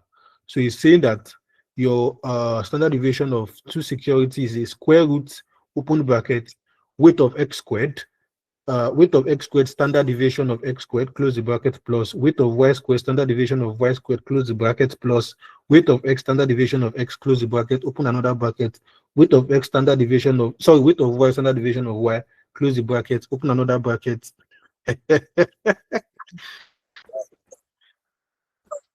Open another bracket, and the last bracket is your correlation coefficient. The last bracket is your correlation coefficient. Then you close the particular, but it's not hard. I'm easy hard. It's not hard now. It's a simple formula. It will not be at the back. Oh. Is it at the back? I don't think it's at the back. I don't think it's at the back. I don't think so. We can say, but I don't think it's at the back. But anyways, that is how you get it for two assets portfolio. Now, if you want to get for return, for individual return, it's just a summation of your summation of PS. PD is probability, please. You'll give you probability in the question. They'll give you probability in the question. So it's a summation of probability of X. That's your for individual return. But for portfolio return, is your weight of X multiplied by your return of, like your RX bar. That's your return. That's your return. Plus your weight of Y and your return of Y. That's that for that. Let me branch a little about. I mentioned correlation coefficient earlier. Let me branch a little into correlation coefficient. Correlation coefficient just basically measures relationship between two securities. It measures relationship. That's why we use if you notice that when I give you formula for risk of individual security, it does not have correlation coefficient. But when I mentioned for two asset portfolio, I kept correlation coefficient at the back because it measures relationship between the two portfolios. Now, what's the formula for correlation coefficient? That correlation coefficient most likely they can give it to you in exam. But if it's not given to you, listen to me, that this is where their trick is to come in. Now, that correlation coefficient is in the question. The formula is there. But some examiner can give you with their own, let's say correlation coefficient is +2, correlation coefficient is -2, correlation coefficient is 0. They can give you that. But where examiner does not give you correlation coefficient, then you are now reading in the question that there is something called, you are now reading covariance. You are seeing covariance in the question. What it means is use your covariance to calculate your correlation coefficient, because formula to derive correlation coefficient is your covariance of X and covariance of Y, or covariance of X and Y over this the variance of X and variance of Y. I come again. Covariance is in, why am I even coming again? This is in the material. Covariance of X and Y over the variance of X and the variance of Y. Now, if covariance was not now given to you in the question, how do you get covariance? Covariance is your covariance of X and Y equals to summation of P open bracket X minus X bar close the bracket, open another bracket, Y minus Y bar. All of you that ran away from statistics class, God has catch you. Now here God catch you. Anyways, that's that particular formula. Don't worry, you understand. It's not hard. So those are the formulas you need. Now, okay, before I go there, now let me just continue. Now we have basically three types of correlation coefficient, or basically three types of correlation. We have positive correlation, negative correlation, and we have what we call zero correlation. We have what we call positive correlation, negative correlation, and we have zero correlation. So positive correlation is just when two or more securities, when they move up and down, like in the same direction, all of them they go Lagos together. All of them are going to Lagos, all of them are going to Ibadan, all of them are going to Abuja. They are all moving in this. The two securities are moving in the same direction. That is, all of them are going up. Let's say what we mean is, say when we mean they are going up or they are going the same way, saying you have bond, you have real estate, you have stock. All of them are increasing at the same time. Do you understand? All of them are reducing at the same time. Either value, the value of all of them are increasing at the same time, or the value of all of them are reducing at the same time. That's what we mean by they are going up. But negative correlation is saying that one is going up, another one is coming down. They move inversely. They move inversely to each other. Maybe stock is going up, bond is coming down, or stock and bond is going up, real estate is coming down. That's negative correlation. But zero correlation means that there is no even relationship between the securities in the portfolio at all. That is what that means. Assignment. We are fast. Assignment. Number one. Explain in details. Please write it to your note, please. Explain in details capital allocation line. Explain in details capital allocation line. B, capital market line. Like you're explaining in details this following, capital allocation line, capital market line. Last one, security market line. Capital allocation line, the first one. Capital market line, the second one. Security market line, the third one. That's assignment number 1. Assignment number 2. Explain in details differences between them. The first one, you just explained. Then the second one, explain in details differences between them. Explain in details differences between them. Number 3, explain in details their relation to portfolio. Explain in details their relation to portfolio. Explain in details their relationship or their relation to portfolio. And let me tell you, you don't need to submit that assignment to me, because I know that most of it, either you ask AI or you ask Google. I know you don't know it, so I don't need to test your understanding of it. I know that either you give Google or you give AI, and it's copy and paste, so I don't need to check it. But what I'm saying is, if portfolio wants to come out, it does not come out as a full question. Let's say it's 20 marks, it will come out as 15. Then the other 5 marks is sure that it's one of these things I told you to go and do. If it's 15, it will come out as 10. Then the remaining 5 is one of these things I told you to go and do. So 5 marks, don't play with it in ICANN. So please, that's the assignment. So that is that about risk. Now, let me move a little about return. Now, when we talk about return now, Magbo, this is where majority of the I should not explain return now. How do I want to go about it? Okay. Let me just explain everything together. Although I will still, when I get to return proper, because this return alone is another different ball game. I will explain it in depth again, but let me just brush you guys through on it. Or before I go there, this particular one I've explained is not hard. It's just statistics that we'll do. So all the formulas are there. So if you want to calculate for individual securities, now let's say we want to calculate, they would have given us our probability in the question. They'll give us probability and they will give us expected return. They'll give us a return. That's our X. They give us our X in the question and they'll give us probability. So if you want to calculate risk for individual securities, square root now of Px minus X bar squared now. So since they've given us probability, they've given us X. So we just multiply our probability by X now to get our X bar. Then we sum our X bar together. It's individual now, security A, security B, security C. Am I even making sense? What I'm saying is they will give you 3 different securities now. So security A, security B, security C. They'll give you probability of each of them. Then they'll give you expected return of each of them. You will now multiply probability of security A by return of A. You get your X bar of B. You will now sum it together. Don't forget the summation of X bar. So summation of your X bar is now going to be your X bar. Summation of your X is going to be your X bar. Then you now do your X minus X bar. You get a figure X minus X bar, X minus. Then you do the square root. For 2 asset portfolio, they will give you weight. Either they say 60, 40, 70, 30. It could be anyone. This formula is just what you will use, basically. And majority of the information will be provided for you. That's for that. Now let me move to return. This is where ICANN has been asking questions these days now. Now, which is about beta majorly. But now, if you want to get your return, listen to me. If you want to get your return, basically, now there's something we call. Okay. Now, if you want, let me go like this. If you want to get your beta, this is the form you are expected, or you should use your CAPM formula also, which is your risk-free plus your beta open bracket, your market return minus risk-free. You use your CAPM. But the challenge is, or the problem is, in most questions or in some questions, you will not be listening to me. What you want to get is your expected return. So what you want to get is your expected return. You would have provided your required return for you in the question. Hope I'm not even mixing it up. But let's just go with the flow. What you'll be they will give you one type of return in the question. They will give you required return in the question. then you will not go and get expected return. You can't calculate expected return by yourself. They would have given you required return in the question. You can't calculate expected return in your own workings. I've moved away from risk. I'm in another part now. How do you not get expected return? If you want to get your expected return, you use your CAPM formula.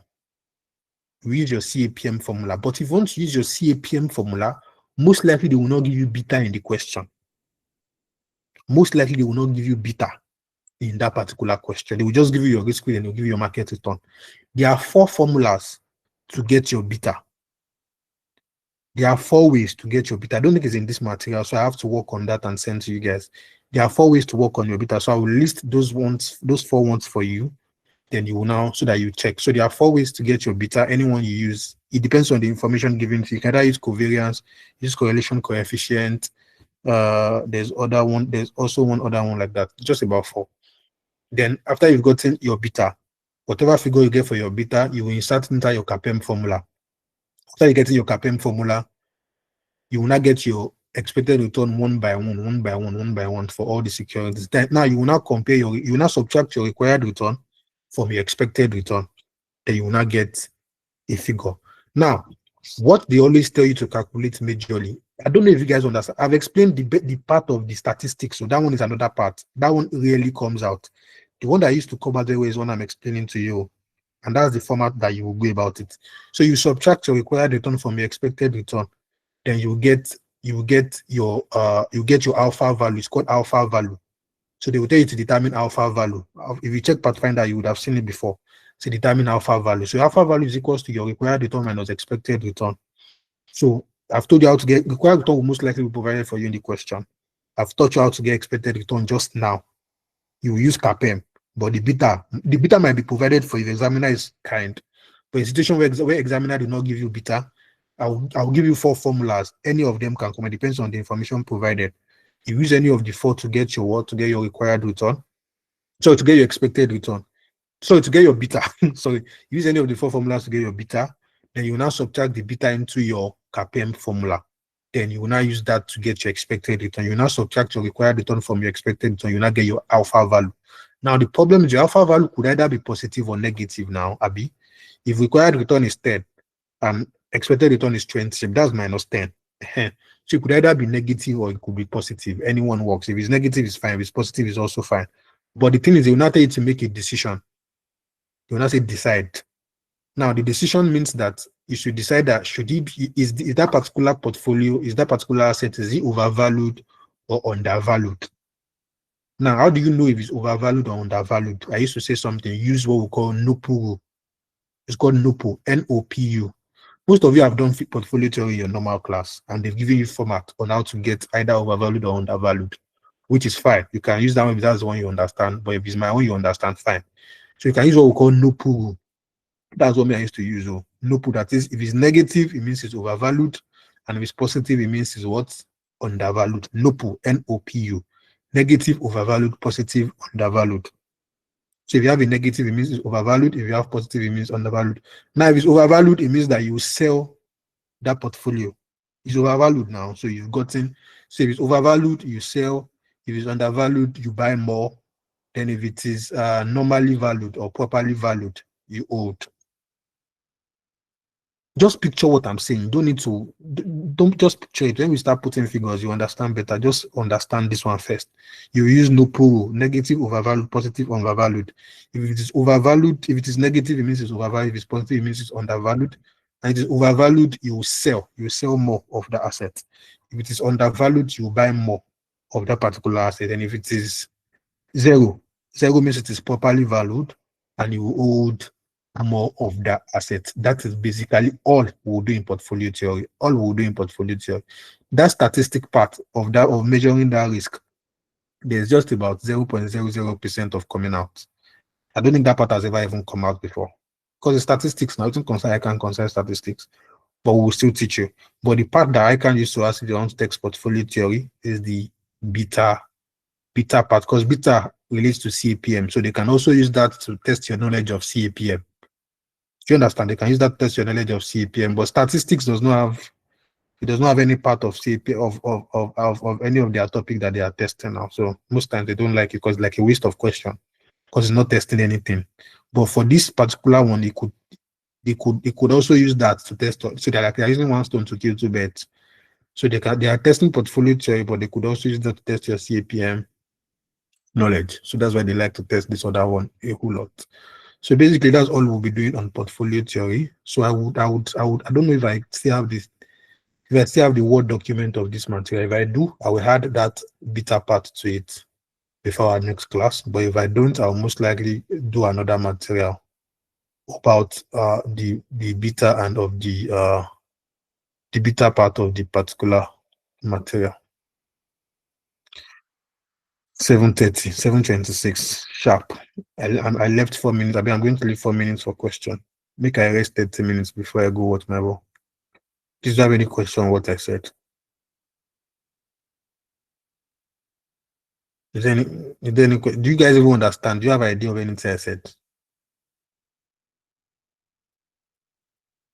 you understand what I said? Something like that, sir.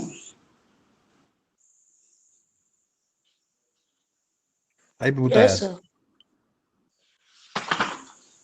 I understand. Maybe when we are perspective Hmm? or context. When we started, you people's voice were loud and on top of the world. Now the answer is small, small. Are you even tired? No, No one is working, but we are here. so we should solve question. Yes. Yes, yes, sir. People cannot even say no. Make I go rest. But me, I will go and rest, sir. I don't have strength.